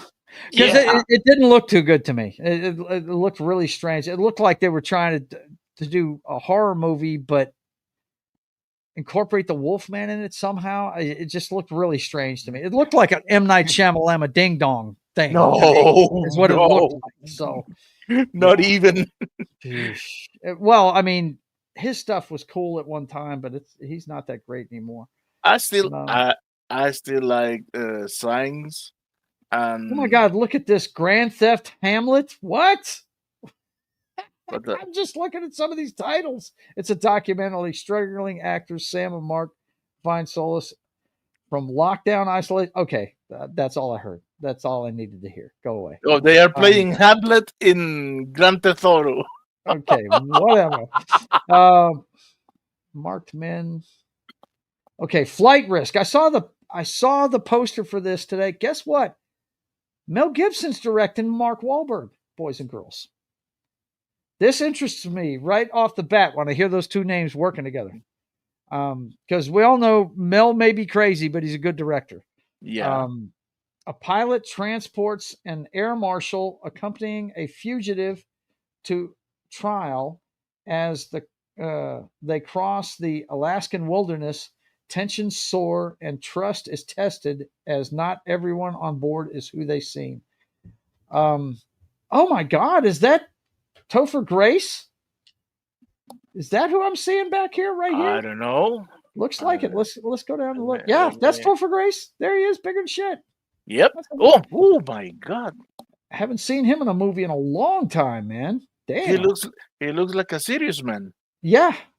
Well, I've always liked Topher Grace from that '70s show. Now, yeah. he was miscast Dude, as Spider-Man. Did you see him in Predators? No. Oh, I didn't watch that movie. I didn't. You watch have to. It's a good movie. Really? It's a good movie. Yeah. Okay. All right. Predators, not Predator 2, but Predators. No, Predators. Okay.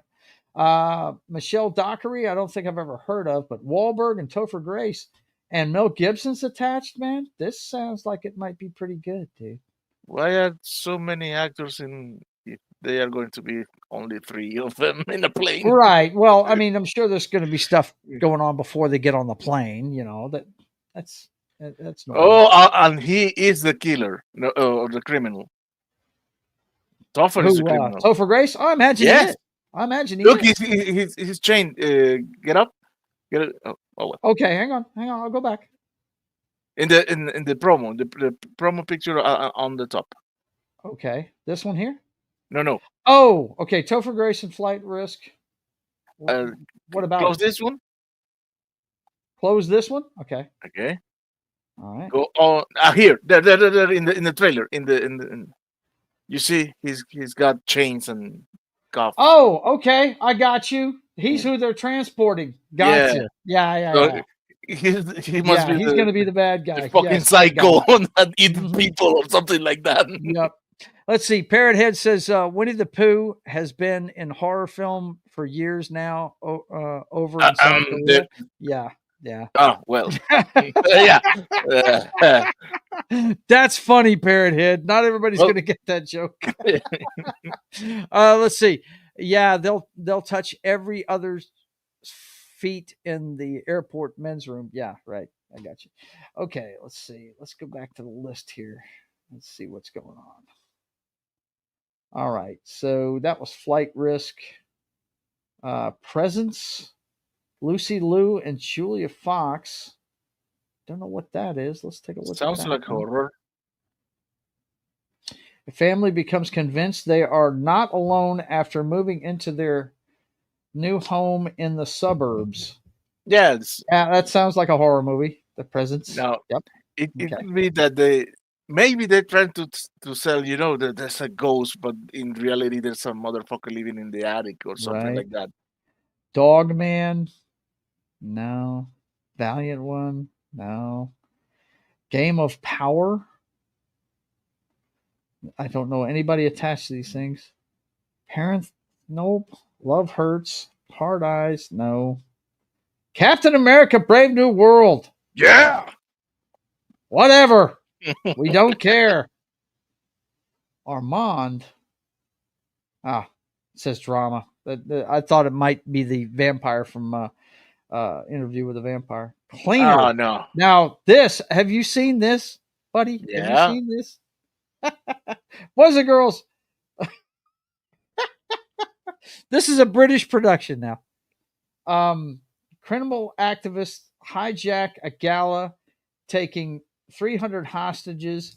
One extremist plans mass murder as a message to the world.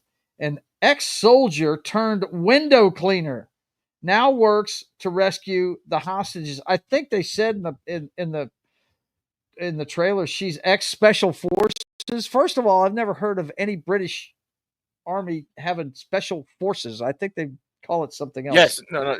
Do they have special forces? No, the SAS. Yeah, the SAS, but it's not special forces. Well, that's what they are. I know. Let's see. But what's killing me is this: Daisy Ridley is playing the soldier. This is Die Hard. No. Exactly. This is Die Hard. This is Die Hard all over again. And my man, who I love to death, Clive Owen, yeah, is playing the Alan Rickman part. Wow, this is going to get canned so bad. I think I'll watch it, but I just don't like the fact that Daisy's doing this part. She's trying to make a career, man. Okay, she really is. Okay. And John is backstage. What's up? Hey, Merry Christmas! Hey, got you a Scully cap on. What's up? Yeah, I'm also wearing. Oh, hang on. I saw that today on Amazon. Yes. Yep, Christmas Nakatomi party. Plaza Christmas party. 1988. Love it. He's got his own friggin' Nakatomi thing. Now, Very Joe, cool, man. listen to me.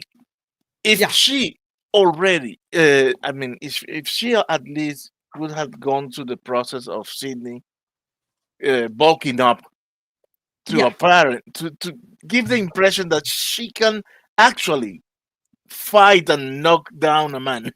Okay, but look at her; she's so skinny. Yeah, she can't help it, man. She's a small chick, What are you gonna do? Parrothead says, Joe, I sent you some more memes and a wiki and the wiki on British Special Forces. Okay, all right. I just don't think they're called special forces though. I think they call them something else. SAS, SAS. Special Air Yeah, it's Service. the SAS. That's what I thought. But that, yeah. Let's see. Let me get back over here. I think I've already got that open. I think for there's an Parrot Head. SBS through Special Boat Service. Of course, I got a vet Parrot Head stuff. I got. Oh my god! Oh, I like it. Okay, hang on. He's got some good stuff here, guys.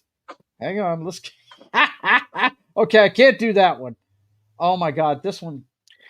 Hey Joe. Yeah. I'm gonna jump out and jump Okay. in to see if the camera gets fixed. Yeah, because I'd love for you Yeah. to show that off to John. John man. has He'd dig John it. has Yeah, to watch that. John would dig He it, has- no doubt. Yeah, his Christmas present I'll that be he back. got. Go ahead, do it, man. His Christmas present that he got will blow you away, dude. It's pretty damn nice. I got this from Foxy. It's a decanter with my Nice.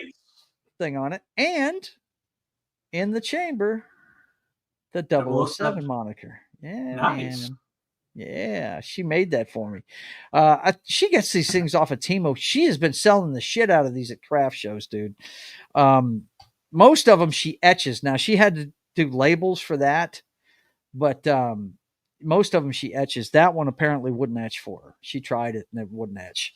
But anyway, yes, he's got his camera working. There we go. Yes. Did you have to reboot or what, man? No, there's close. I get out of the studio, get in, And get back the, in. br- Yeah. the browser says.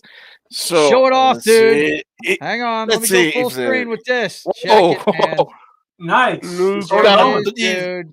There it is. but I was fixing to say it's It's- kind of shiny, so it'll drop in and out of the Mm. picture, but you get it. That's Yeah, a sure. full sized. That's a Real full size. sized Thundercat sword, man. That's Yep, the badass, Sword of Omens. dude. freaking Love it. love it. That is awesome. You did great. My man. sister got Allie and I custom Funko Pops Oh shit! in a tux and a wedding dress. Get out of here! Yeah. So we're going to use them for our wedding topper. Yeah, that's badass, Nice. dude. Are they full size? Yeah, they're regular Funko Pops. Wow. That just means you're gonna have to get a big cake. Oh, my A really sister's big making, so she knows how big she needs to. Yeah. She got them, so she knows. And we already told her we're going to use them as our toppers because Right. we hadn't picked one out yet. So Parrot Head says special forces is just a general term for Brits used like us have specific names for their special forces. Yeah, gotcha. yeah, Special Air Service. I think there's a Special Boat Service. SBS. Special Air Service. That's what I was wondering what that stood for. Yeah. Okay, so let's see. This doesn't act like it wants to go full size for me for some reason, but I will show. I can't roll it up too far there. Okay, hang on, guys. Here we Yeah, go. I was Let's check right. out Special Parrot Boat Head Service. stuff. What's that? I was right. It is Special Boat Service. RAF has Special Air Service, and the Royal Navy has Special Boat Service. Cool. Oh my God! Let's hit this. It says, my uncle with Parkinson's trying to. Okay, I'm not reading that. You guys can That's read it. just wrong. Let's see what else we got Karen. here. Merry Christmas, everyone. Dragon The kid Age. got Dragon Age. He got Dragon Age. And that is so Where's- wrong, bro. Oh my Where's God. Present Ever? Let's see. Gnome Depot. We've got what you really want for Christmas. Grenades. That's badass. Oh my God, my man has lost it. Oh boy, here we go. Choosing your wife, $7 million divorce settlement, $200,000 a month for child support. This is the most important. Let's see, financial decision, $36 billion divorce, and you will ever make $76 billion divorce. Yeah, this is crazy, man. Choosing a wife is the most important financial decision you'll ever make. Yeah, it is. Let's see what we got here. Got this girl. She's Oreo. This girl's pink. And oh my God. Okay. All right. I don't get that one, but I'm sure it will be explained to me. I don't get that one. So let's see. I do. I've had this electrician change every light bulb in this house. Of course you would. Oh my God, that's awesome. Okay, and then he gave me the United Kingdom Special Forces wiki. Okay, I'll look at that another time. But yeah, we're just talking bullshit about whatever we wanted to talk about, John. What were we talking about just now, buddy? We were talking about. Hang on. Next year movies. Yeah, we were looking at the movies for next year. Something we're gonna do on the 8th when we come back on our regular show. But let me see what else we got here. That was the cleaner. We were talking about the cleaner, John. That's why we were talking about the Clean hard. Clean hard. That's it. Clean hard. Oh, shit. Let me see. It says, Joe, the Oreo meme is okay. Gotcha. Okay. I needed to pay more attention to what it was, right? Okay. Gotcha. Okay. The Monkey, a horror movie. Unbreakable Boy. Nah. Let's see. Last Breath, a drama with Woody Harrelson and Simu Liu. Oh, I'm scared already. I mean, I like Woody Harrelson, but Simu Liu? What is this about? Hang on. As soon as this ad gets out of the way. Last Breath. Oh, they're under the water. Mm-hmm. True story that follows the seasoned deep sea divers as they battle the raging elements to rescue their crewmate trapped hundreds of feet below the ocean's surface. Oh, that's my kind of movie right there. That might be pretty good. That's February 28th. Yeah. Who's in it? Now, let me think. Woody Harrelson and Simu Liu. Yep. Okay, well, half those people I like. Whoa. Movie with Mila. There's a movie with Mila. Oh, hang on. That one. I'll see it because it's a deep sea. It's a deep sea movie. Yeah, me too. The Lost Lands. I like Mia Jovovich, by the way. I'm a big fan. And of course, look who made it. Her husband, of course. A sorceress travels to George R. Martin in search of a magical powers that allows a person to transform into a werewolf. What is with all the werewolf movies in 2025? The hell? This is the year of the werewolf, I guess. Man, Batista's apparently in this. Look at that. Yep. Wow, he looks. That must have been before he. Whoa, Jonah Hex like even, huh? Look at that. That's way before he got on the Ozempic, and now he looks. He does look hideous, doesn't he? He looks like Hugo Strange from Batman. Yeah, that's really weird. Mia is still Mia though. Oof. Oh yeah, she's aging well. Check her out, man. That's cool. I'm a fan. You apparently are a fan as well, Martin. Oh yeah. Yeah, I'm a big fan. Yeah, I've got all the Resident Evil movies. I haven't seen Monster Hunter yet. Is that? Yeah, me neither. Okay. I haven't seen. I heard so many bad things about it. I wasn't in a hurry to watch it. So dude, I saw Ultraviolet. And I liked it. Dude, Ultraviolet's my favorite movie she does. I love Ultraviolet, bro. I love that movie. I think it's awesome. Don't ask me why. I just do. I think I may know why. Yeah, because she's hot as hell in it, man. Now, this I've been seeing a lot of ads for, guys. This one right here, because I grew up on Looney Tunes, but this looks really strange, dude. The Day the Earth Blew Up, a Looney Tunes movie. Have you seen anything about this? No. I watched the other day, Daffy Duck. It was like his pants had been pulled down and he had to, he had bare ass and he had to pull his tail up over his cheeks. What is this rated? It's rated PG. Porky Pig and Daffy Duck are Earth's only hope when facing the threat of alien invasion. Is this made? We might have to watch the trailer for this. It's only a minute 13. Let's watch. Who did this? Let me work my magic. Well, I'm sure it's Warner Brothers. But it's called The Day the Earth Blew Up, a Looney Tunes movie. Yeah, I've seen a little bit of the ad for this. I haven't seen the whole thing, though. But yeah, it's the Looney Tunes crew. All right, let me work my magic real quick. I always do this so we won't get hit. You know what I mean?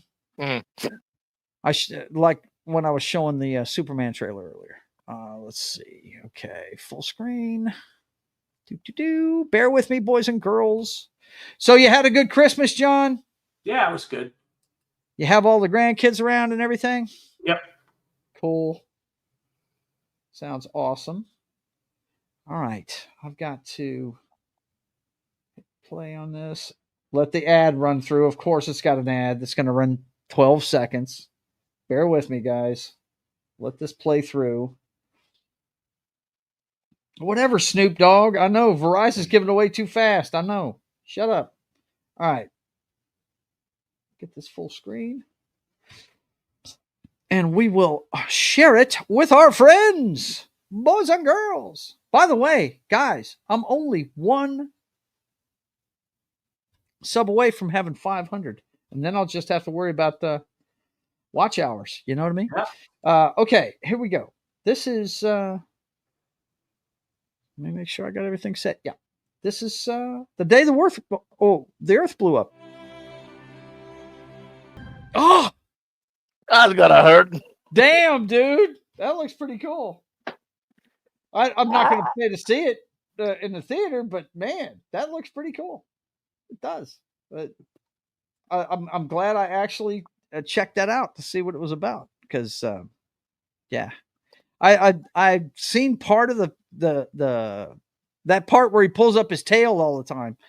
I've seen that a lot on TV here recently, and I don't watch much regular TV, so this is being advertised on the streaming services, and we watch like Max and Paramount the most. So it's probably on Max I'm seeing it.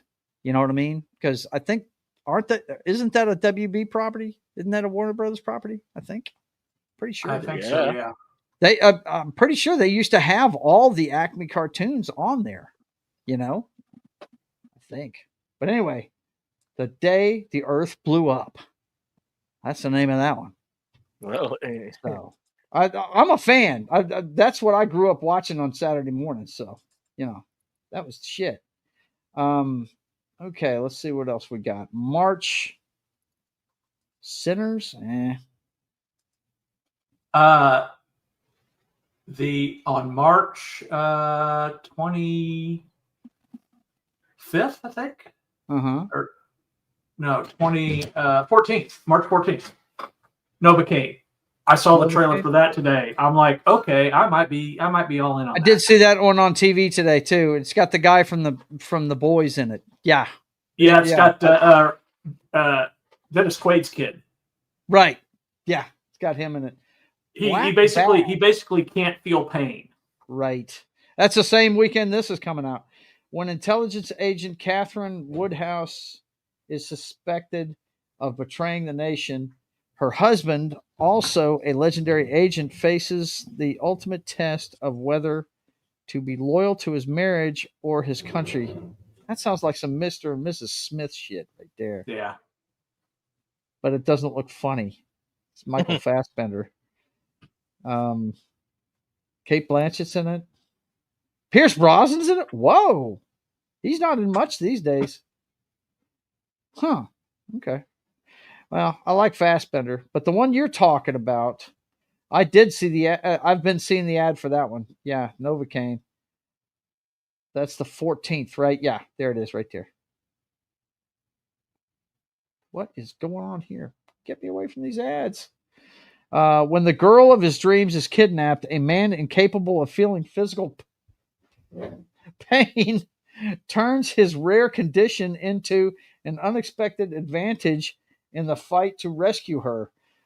So he's kick-ass. Yeah. Or Darkman. Right? He can take a beating. Well, Darkman went nuts from his shit though. I thought that movie was great, by the way. Darkman. It's funny you mentioned that because that is probably my favorite Sam Raimi movie. I like that better than any of the Evil Dead movies. I love that one. Yeah, that one looks pretty cool.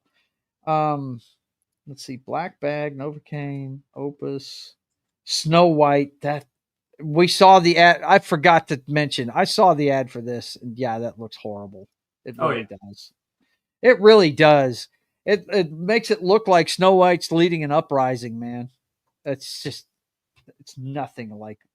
So the first 3 months aren't really going to give us much that we're going to run out and go see. The next movie I want to see in this list is in April. Well, you got Minecraft. I'm going April through 18th. April now. Wish You Were Here. The Amateur. With Rachel Brosnahan. The Amateur. Why does that sound familiar to me? Rami Malek? Yeah, Rami Malek's in it. Says a CIA cryptographer manages to blackmail his agency into training him to let him go after a group of terrorists who killed his wife. Yes, I saw the trailer for this. And I was like, okay. Isn't this a remake?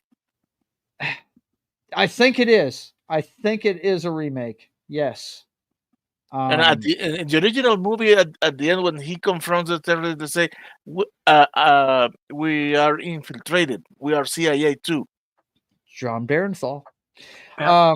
Lawrence Fishburne. Yeah, I believe didn't Gary say he was going to do a show on the original before this comes out? I think he said that, didn't he? I think he said that. But yeah, let's look up real quick. Amateur. The Amateur. Yeah, it's based on a film that stars 1981. John Savage, Christopher Plummer. Yep. Yep. Same thing. It's the same thing. It's based on the book. Mm-hmm. All right. Gary told me about this, and we're gonna do the original. That's what I was saying. Week. I'm pretty sure he said he was planning on doing the original before he did the remake. Yeah, before the remake comes out. Arthur Hill, I've always loved. This has a good cast: Christopher Plummer, John Savage. Of course, the John Savage movie I always remember is frickin' The Deer Hunter. You know. Yeah. Let's see who else is in this. George Coe's usually good. Oh, John Mallory. Wow. Talking about old school Hollywood. Oh, wow. Yeah. Ed Lauder's great. He's usually a dickhead and a good one. Yeah. This is a good cast. Might have to check that movie out. Well, I'm going to have to watch it. He'd probably do this one on Military Monday if I know him. But you never know. He could do it on any of his shows. But I'll have to watch that before I watch the Rami Malek one. Yeah. But I have seen the trailer for that one. The Amateur, Drop, King of Kings. Let's see what else we got. Mickey 17. Is that the one you're talking about? Yeah. Oh. Yeah. Mickey 17 looks pretty cool. That's directed by Bong Joon-ho, the Korean director who directed Snowpiercer, The Host, Parasite. Yeah. Mm-hmm. It's about clones, isn't it? Most probably. He's a clone, and he's considered expendable, and he's sent to go colonize an ice planet. Yep. Known as an expendable, goes on a dangerous journey to colonize an ice planet. Yep. I've seen the ads for this. Look, I know he's got a bad rap from Twilight, but I love Robert Pattinson. I think he's a really good actor, man. He's just not Batman. No, he's not Batman. No, he's not. He's too emo. He's not even Bruce Wayne. That's what I'm saying. Yeah, he's too emo for that shit, man. He would have made a good Jason Todd. Okay. No. But he's too tall.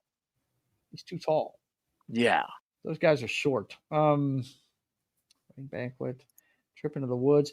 Here we go, boys and girls.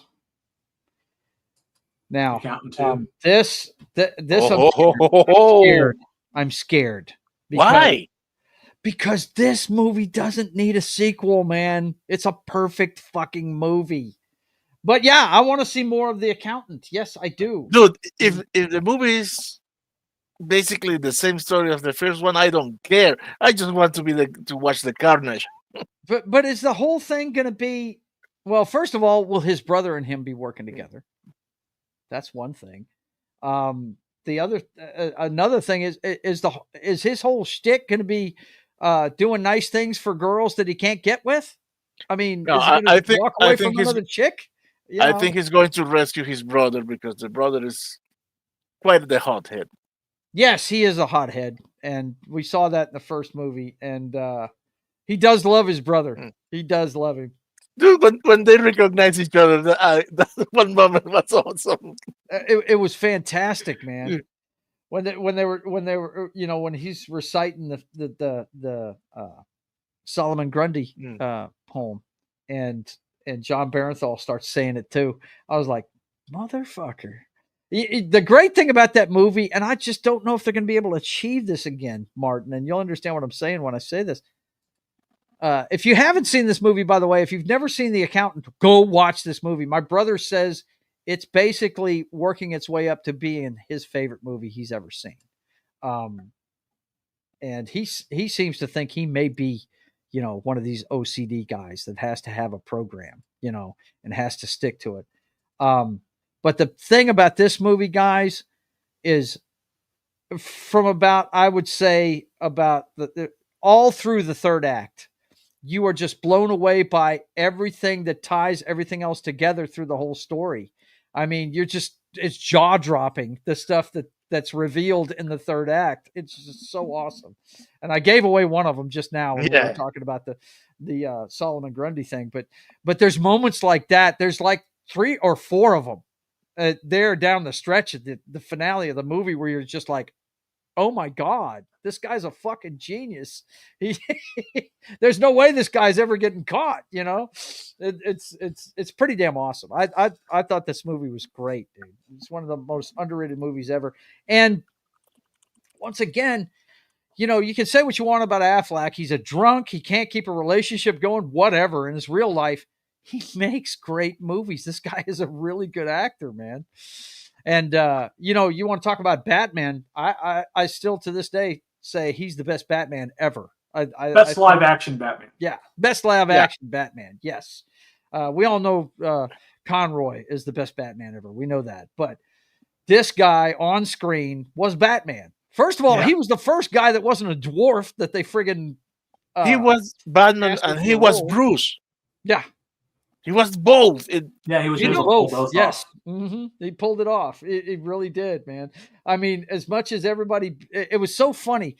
I think I've told you guys this story before, but when Dawn of Justice came out, I was working at Libby still, and everybody knew me as the comic book guy. They always came to me with comic book questions, right? And they were like, they're having a conversation about this movie after seeing the trailer and everything. And they're like, how the hell is Batman going to beat Superman? I said, dude, trust me. He's going to beat that man bloody. Believe me. Batman, if he can get ready for you, you are fucked. It doesn't matter who you are.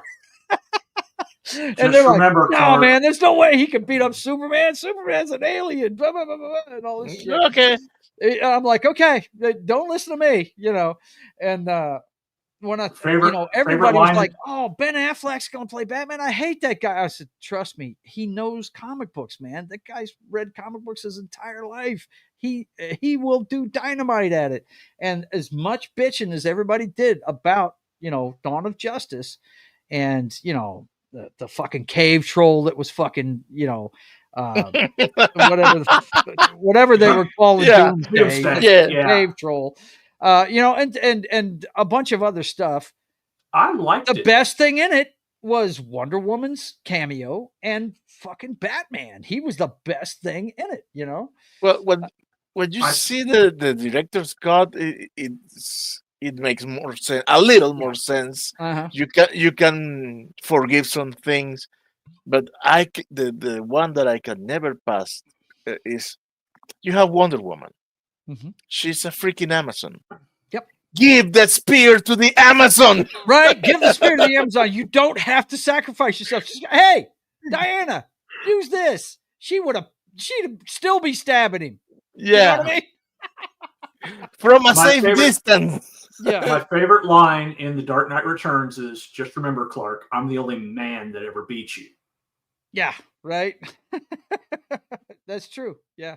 And that's what Nolan, or not Nolan, but Snyder based his Batman on was the Dark Knight. Yeah, well, but actually, Nolan did too. Nolan he he drew a lot of stuff from the Dark Knight Returns. He did. He Yeah. gave Batman the Punisher's personality. Yeah, he did. It was pretty cool. But yeah, I think They both Ben pulled Affleck's from the Frank best Miller, Batman so- they've ever put on screen. I think he's awesome, man. Yeah, but he was in a movie that was. I mean, let's face it, guys. And I say this just let people know I'm not a Snyder bro. I like some of his stuff. I can tell you this: Snyder needs to start doing other people's stories again. Yes. Because that's when he does his best work.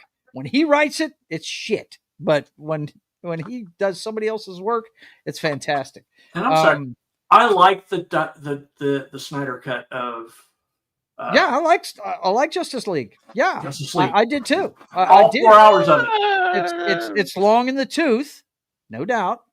But I mean, I always told people, you want to see the difference between these movies?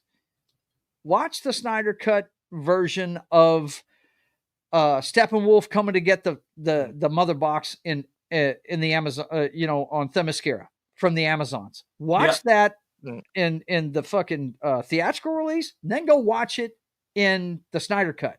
It is a totally different thing. There was so much more weight to what was going on in the Snyder cut. I mean, it's just an afterthought in the friggin' the other one, but man, the Snyder Whedon cut. The Queen really wanted to stay with her people because she knew they were all going to die if they fucking closed the doors on that place. She knew what was going to happen, but it wasn't like that in the first edition of it. Yeah, I'm with you. I liked it. Martin, what did you not like about it? I mean, other than the fact that it's 4 hours long. No, I don't have problems with long movies. I really don't. That's not. I'm Gary. Right. But yes, it was unquestionably it was a better movie than the theatrical one. Mm-hmm.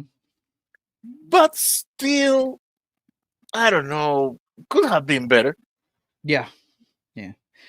Well, the improvements to me over it was we got Cyborg story, which is missing in the friggin' other one. Yeah. The Cyborg story was so much better, and the ending was better. Having the Flash save everybody was fucking great. I thought that was awesome, the way it ended. I thought that was fantastic, man. Snyder does not get Superman. However, Snyder does get Batman. Yeah, he does get Batman. Yeah. Mm-hmm. I don't think he gets Batman. Well, I don't know. Because I don't know. It's conflicting the way in which he portrays him. Because for one part, he makes them not Batman but Murderman. Basically, it's right. Frank Castle Batman. Yeah, Batman. When Batman first started, he carried a 45 and shot people. Yeah, he carried 2 of them. I know, but dude, that is from the past. You cannot picture Batman in a freaking tank liquefying everybody around him. Yeah, I can. Frank Miller's Dark Knight Returns is my favorite Batman comic of all time. The thing, and he was because you're a Sith. Yeah. That's why. But hey, look, this is the deal. The Snyderverse was so controversial because I don't think he does get any of the characters. I don't think he does. No. And he has this insane Superman's obsession. one was too dark, but I got to give it to him. The best Batman fight scene ever is when he goes. Yes, see that's why I said I'm conflicted in the way in which he represents Batman, because sometimes Batman acts like Batman and sometimes he's another guy. Yeah, right. It's fight almost scene Azrael. Kent, I always tell people, I challenge you to find a better Batman fight scene than that one right there, because it is awesome. That's straight from the Arkham games. Oh, it's so fucking great. Yeah, and I've never played the Arkham games. All I know is I've heard about Batman fighting 60 dudes at once, and shit like that. And we saw it in that movie, and it was fucking great, man. I loved it. Thought it was awesome. But yeah, The other I thing think we've looked at enough of these movies that are coming out. But The Accountant Part 2, yeah, I'm hyped, but I don't want them to screw it up, man. That's my only worry is that they're going to screw it up. Let's take a look at something here, though. Okay. Remember this before I pull it off here. We got Gavin O'Connor as the director and Bill Dubach as the writer. Looks like J.K. Simmons is returning. Let's see who else is in here. There's a new girl, looks like. And of course, Cynthia and Eddie Robbins is going to be back. And the brother and everybody. It looks like they've got the same guys back. So let's see who's going to be the director and the writer, if they're going to be the same.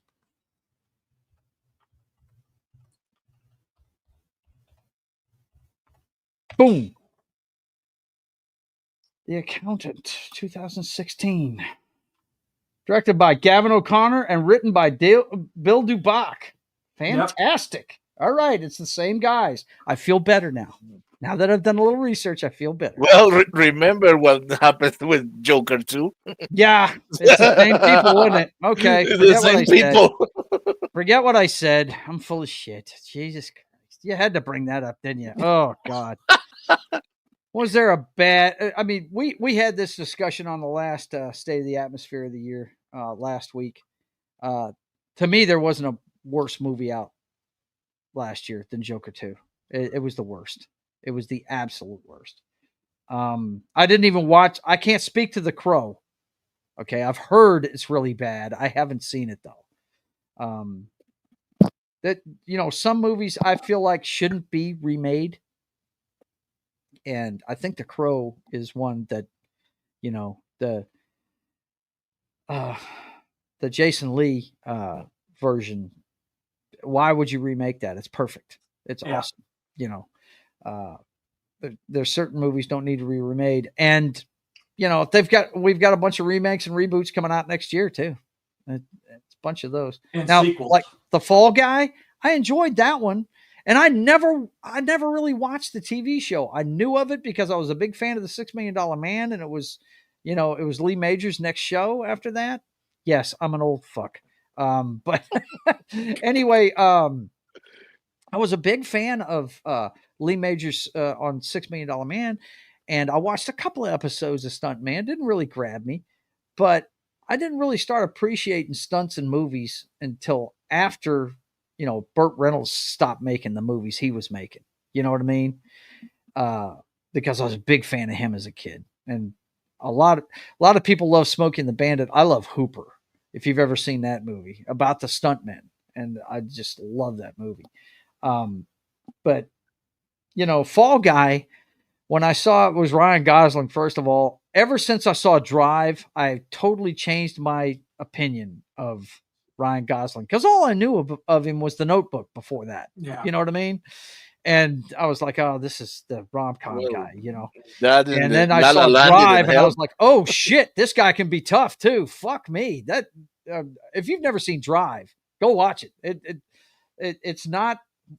It doesn't have a lot of dialogue, but it's one of those movies where you could hang any frame of it on a wall and it'd be a piece of artwork. It's a really dynamite, well directed, great movie. And it's kind of like a John Carpenter movie. It gets to the point. There's no wasted energy in the movie. It's only like an hour and a half long, but it's fantastic, man. Have you seen that one, Martin? Do you like Drive? No, you haven't seen Drive? No. Oh, watch that movie. You will change your opinion of Ryan Gosling, whether or not he can be a tough guy or not, dude. He plays a stuntman. He plays basically the same guy he plays in The Fall Guy, right? But the difference is he's a getaway driver for criminals. And he tells them all, once the timer starts, you've got me for what is it, 5 minutes? I think. Besides the driving, I think. Yeah. Once they go in, They've got him for 5 minutes. But, you know, anything happens that either end of that 5 minutes, it's not on him. But, you know, as long as they get in the car in 5 minutes, he's got him. You know, he's got him covered, right? And dude, go watch that movie, Martin. You will enjoy the shit out of it. I think that's a South Korean director too, if I remember correctly. Driver? Because he did, yeah, Drive. Now it's not called Driver; it's called Drive. One word, Drive, Drive. And yeah, Driver's the video game. Yeah, Driver's the video game. Nicholas. He did another movie with him called Only God Forgives, I think is the name of it. Yeah. Yep. That's pretty good too, but it's kind of weird. It's weird. He wrote the guy that directed it he's not Korean. You know, he's a white guy. Is he? Okay. Well, he does foreign films. He wrote Valhalla Rising. Oh, did he? Okay. Yeah, this movie right here, Martin. Go check that out sometime when you've got a free moment to watch a movie. That movie is badass, bro. Guarantee you. Look, it's got the cast is dynamite. A mysterious Hollywood action film stuntman gets in trouble with gangsters when he tries to help his neighbor's husband rob a pawn shop while serving as a getaway driver. He directed it too. Valhalla Rising. He wrote it and directed it. Bryan Cranston's in it from friggin' Breaking Bad. Albert Brooks. Christina Hendricks. Albert Brooks, who has been in Hollywood forever, and he's known more for his comedies, but he plays a fucking gangster in this. He's the big boss in it, and he's fucking awesome in it. Like I said, if you could do, like I was telling Martin earlier tonight, if you could do comedy, you could do anything. And he is fucking evil in this movie, man. It is great. Oscar Isaacs is in it as the girl's husband, right? And Ron Perlman. It's got a really good cast, man. You should check that movie out if you haven't seen it, Martin. You'll enjoy that one, dude. I'm telling you. And if you thought Ryan Gosling couldn't play a tough guy, you're gonna want to go out and get a white jacket with a scorpion on the back of it. I already love the Fall Guy. You don't have to tell me, dude. It's a different kind of movie. There's, like I said, it's almost like, I mean, you know how Blade Runner doesn't have a lot of dialogue? That's the kind of movie this is. It's all done visually, man, and it's really fucking great. You know, really is. But I love that movie. I'll watch this movie at least once every 3 months. Just to see the hotel scene and the elevator scene. I love them both, man. I think they're awesome. I'm a big fan of Valhalla Rising.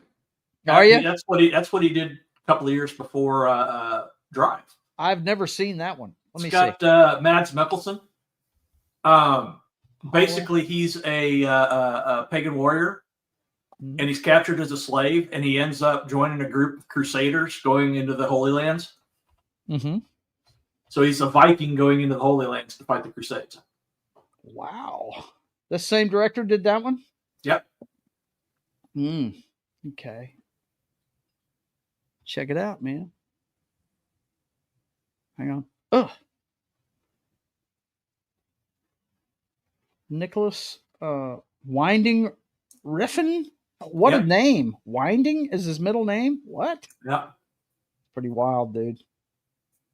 Mads Mikkelsen. Of course, Mads Mikkelsen is another gem that I'll watch anything he does. You need to check this out. This is a good movie. By the way, he's in the only good Disney Star Wars movie. Thank you very much. Yep. Rogue One. Rogue One, yeah. He's the dad that invented the Death Star, right? Oh, wow. Look at this cast, man. It's pretty good stuff. Dude. Very cool. If he treats this material like Drive, I'm sure this is a bloody ass movie.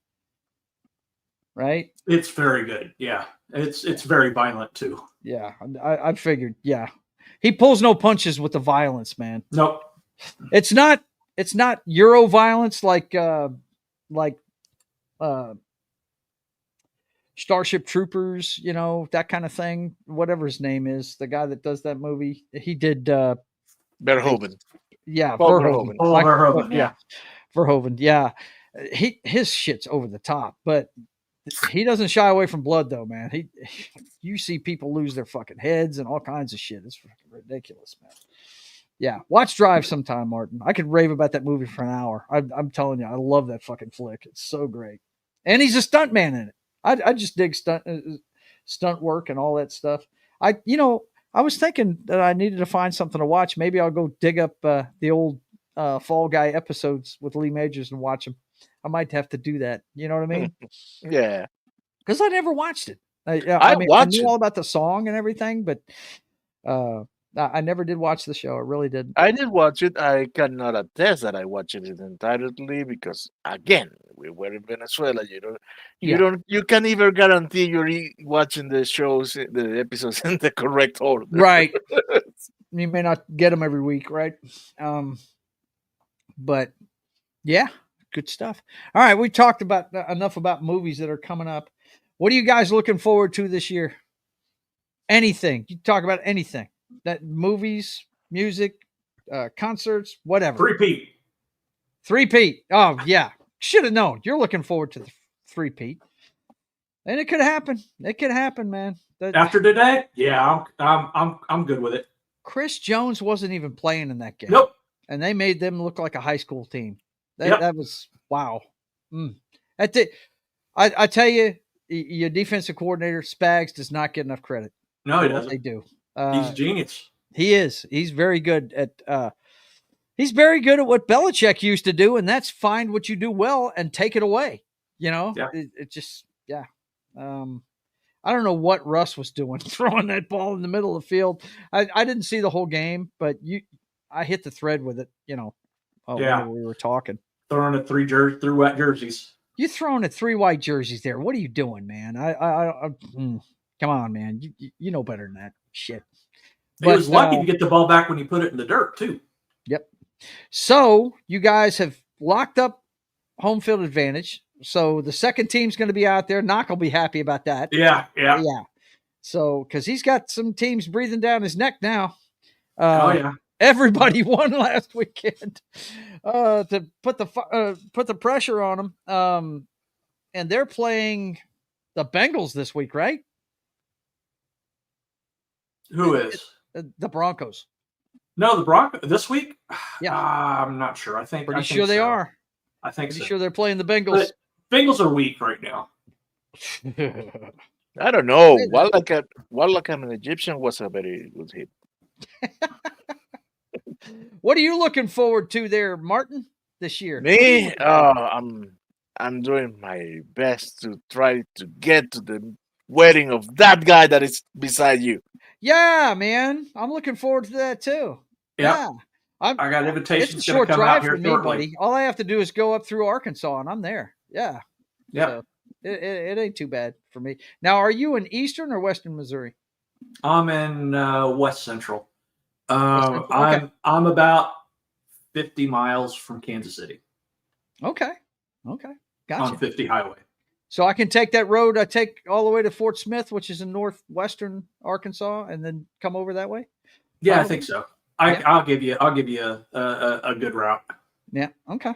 Cool, man. But yeah, I'm looking forward to it. I already told my wife. I said, look, when we get the invitation and everything, we gotta take some vacation and go see this guy.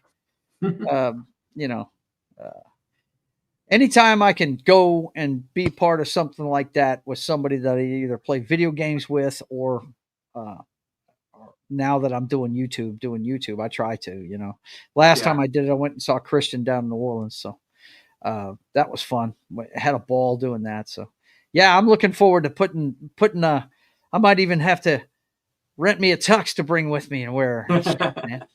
Cause dude, I do the James Bond thing when I go to big things. So everybody else might be casual, but I won't be. You know what I mean? I dress to the nines for stuff like that.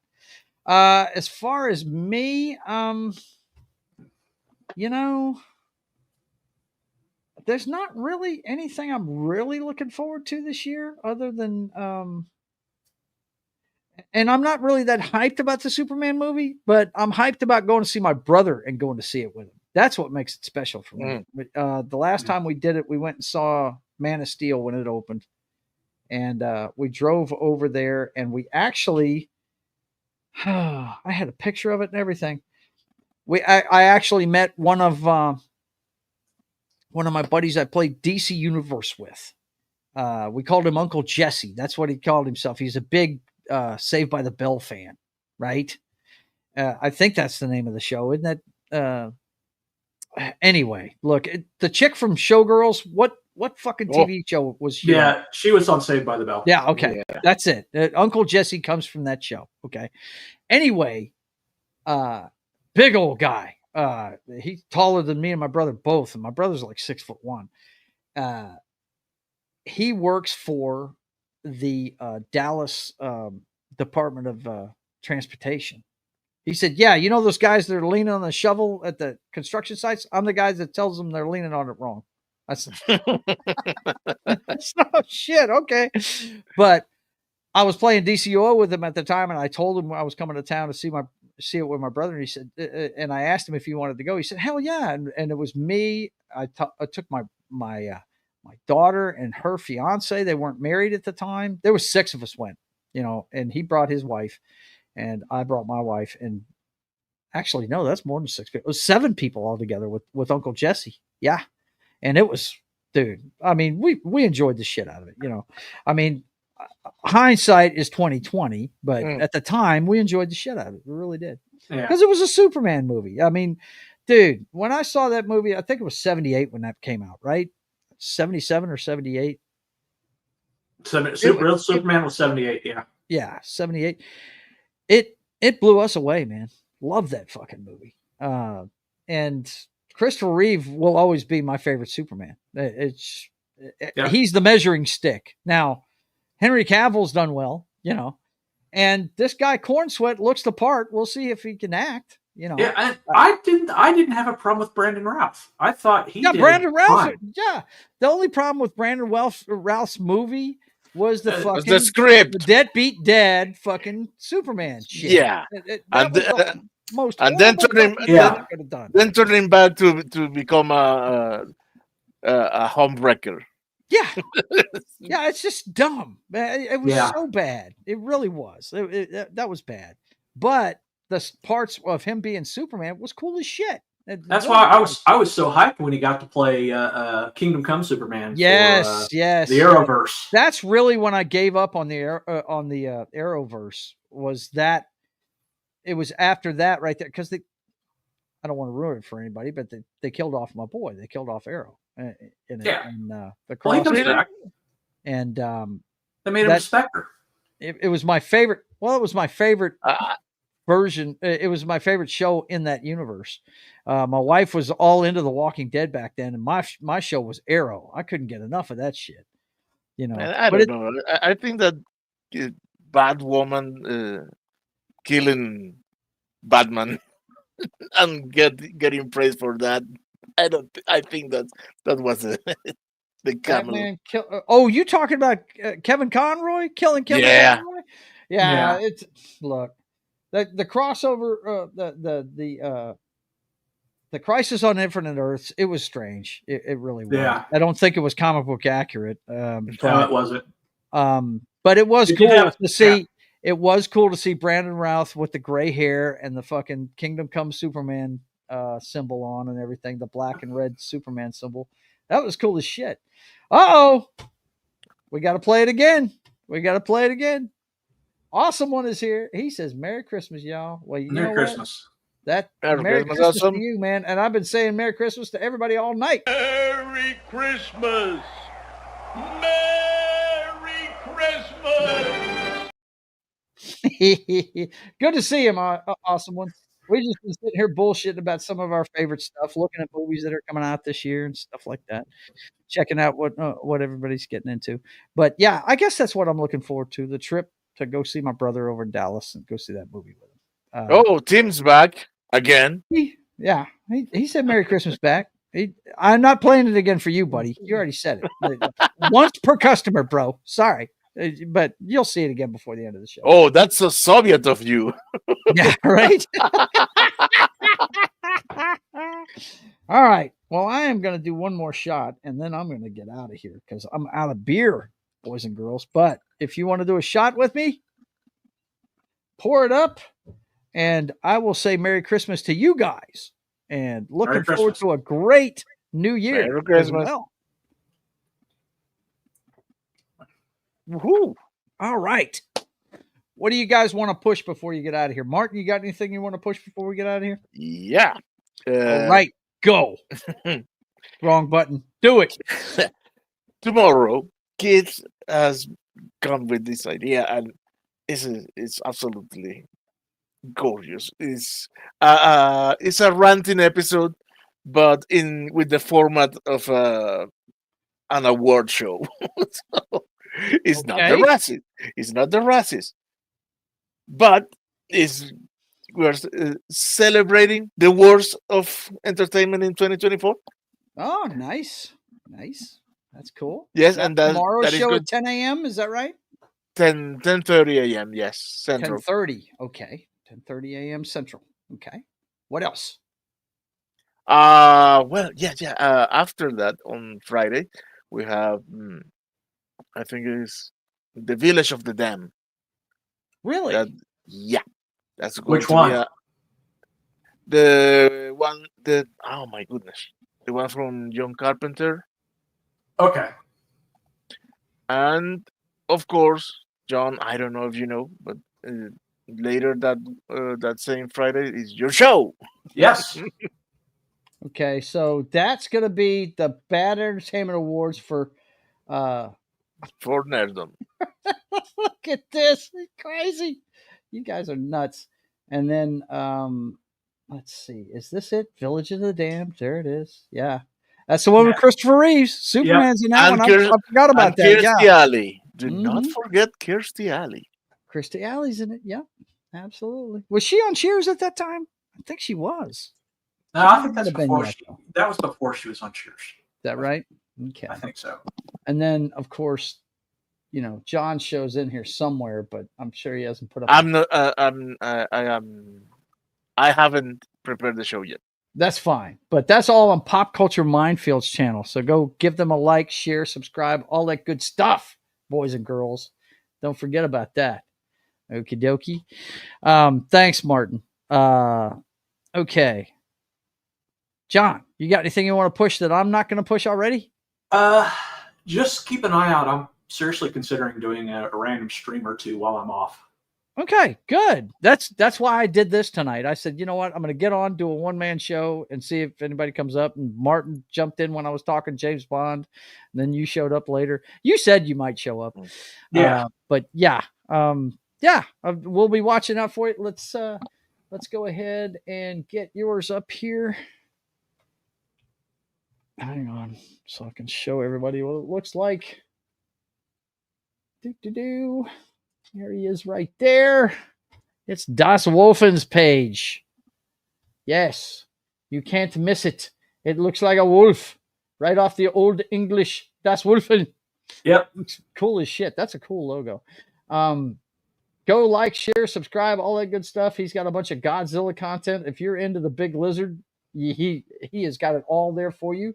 And Fallout is the show he does every week. I enjoyed the hell out of watching it. I was actually able to, I only had one client last Friday. So actually two clients, but only one that was up and around. So I got to be in the chat the entire show. And we don't have any clients this time, so I might be in there in person this time. Ooh, but I'll look like Martin. I'll be just an avatar. I don't want to really show the house off that I work at. Yeah. But yeah, look out for that show, and I'm going to tell you guys all about it. But funny you mentioned Godzilla. One of the things I'm thinking about playing is Gigabash, because I have the Godzilla DLC for it. Do you? Yeah. Now, Gigabash is what? It's a fighting game. Okay, cool. That sounds cool. Let's see. What are these guys talking about? At least someone didn't say push in your store. Thunder Martin. That's right. It's Thunder Martin, not Thundercats. That's right. Absolutely. Reeve won. This was his last film he did before the riding accident. Really? Village of the Damned was? I thought it was older than that. Huh? I thought it was older than that, but no, it was in the 90s that movie was made, man. I'm pretty sure. I can go back and look. Early 90s, but I think it was the 90s when the movie was made. And Cheers was done by then. Yeah. I figured. Hang on. I'll look it up real quick before we get out of here. I thought it was before. Okay. See, I am. What do I know? DB. I don't know for sure, but I think it was like 90 or 91 that movie came out. Village of the Damned by John Carpenter. Okay, there it is right there. Oh shit, this says 95, bro. Wow. Okay, so I was way off. Yeah. This is the John Carpenter. Yes, 1995. Hang on. Just to let you know, there it is. That crazy ass poster it had with the stretched kids' heads. Yeah, 1995. And this is the John Carpenter one with Christopher Reeve and Kirstie Alley. Yep. Absolutely. I knew it was in the 90s that movie came out. So yeah, that makes sense. And Real Wade Nation is here. What's going on, man? Hey Wade. Speaking of gifts, y'all read it. Oh wait, what? So you showing off your bad sweater? Yeah. What's up with the comics? Where did you get all the comics at, man? From a sibling. Hang on. Show it again. I just put it big screen. JSA versus Cobra? JSA versus Cobra. That's a crossover from hell. No, it's not that Cobra. Oh, okay. All right. Sorry for the glare. That's okay. Hey, they're super.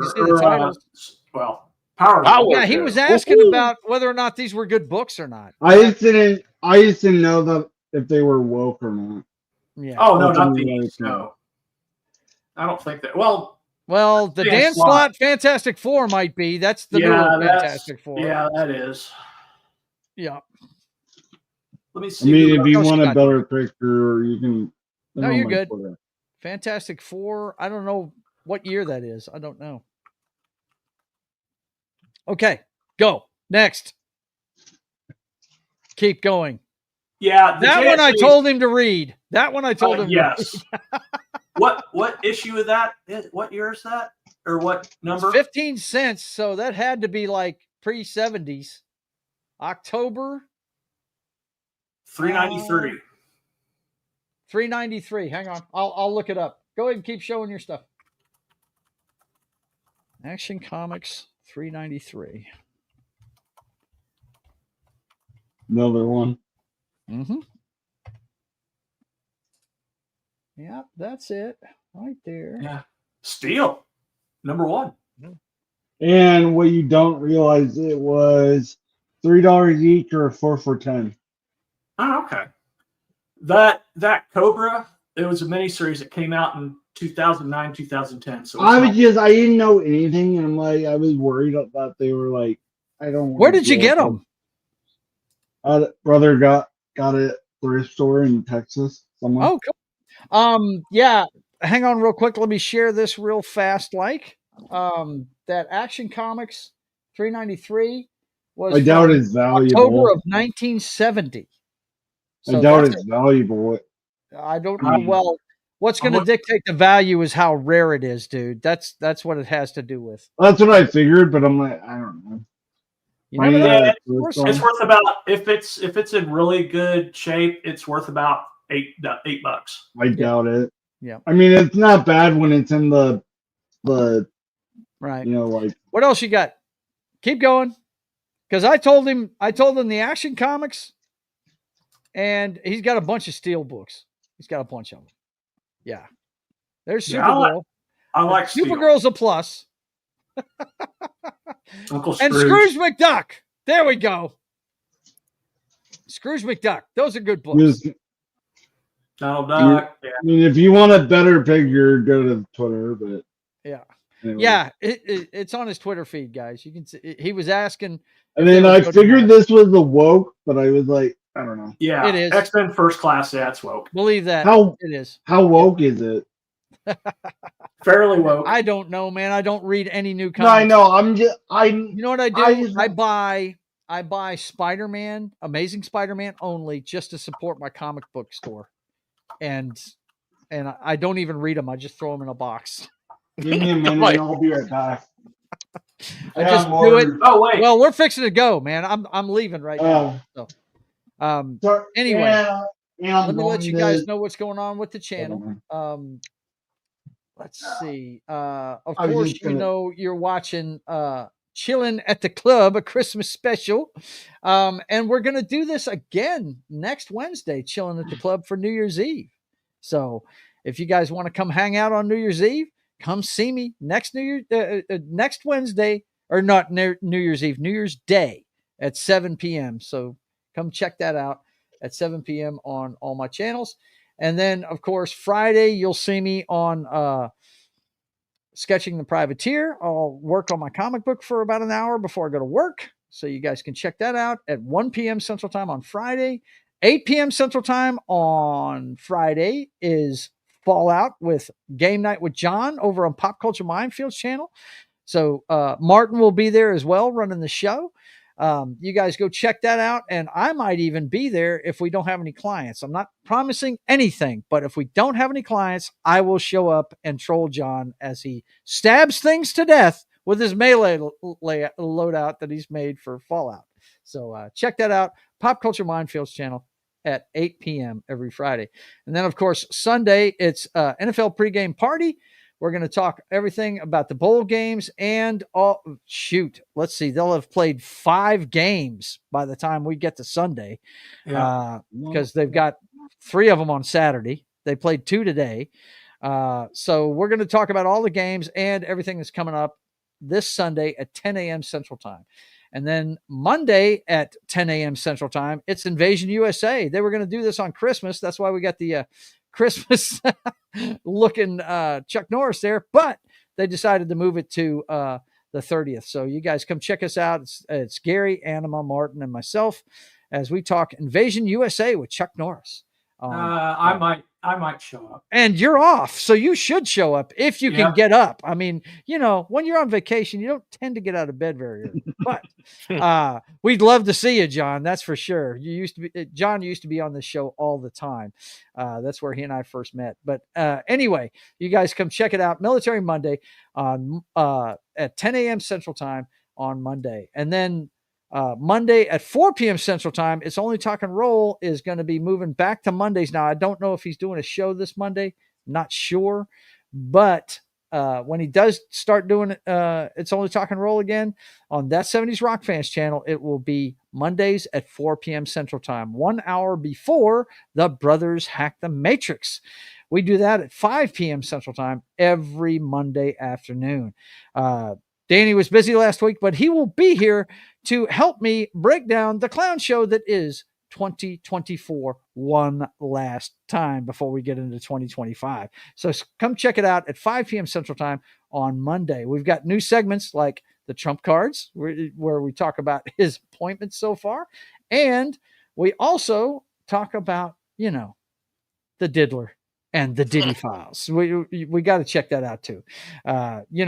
Beyonce was really worried this week with her doing the halftime on Netflix today.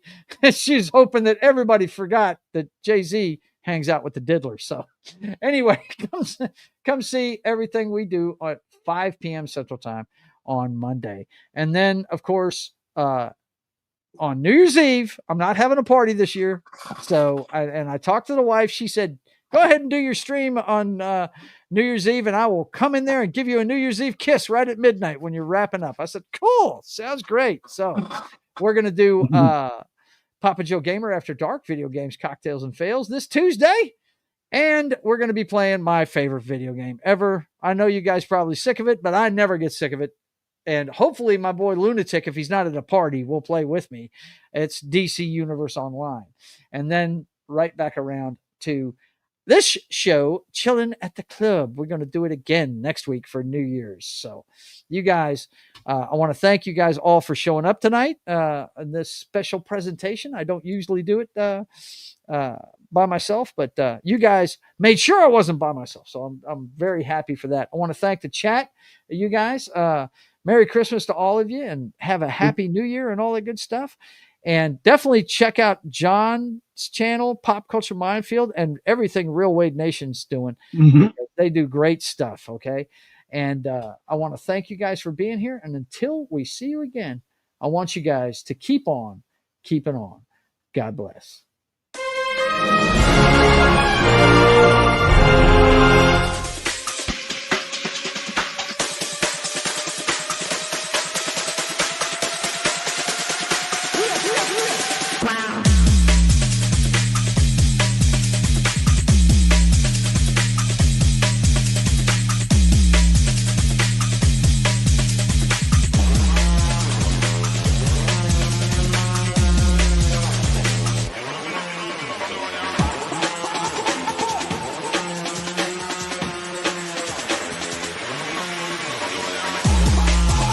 Merry Christmas!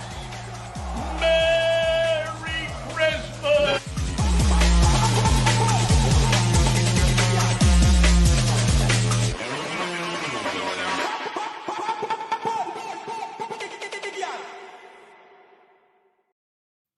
Don't forget, whether you like them small, let me see if I did this right, medium, or large, Titty Tuesday continues into Christmas and beyond.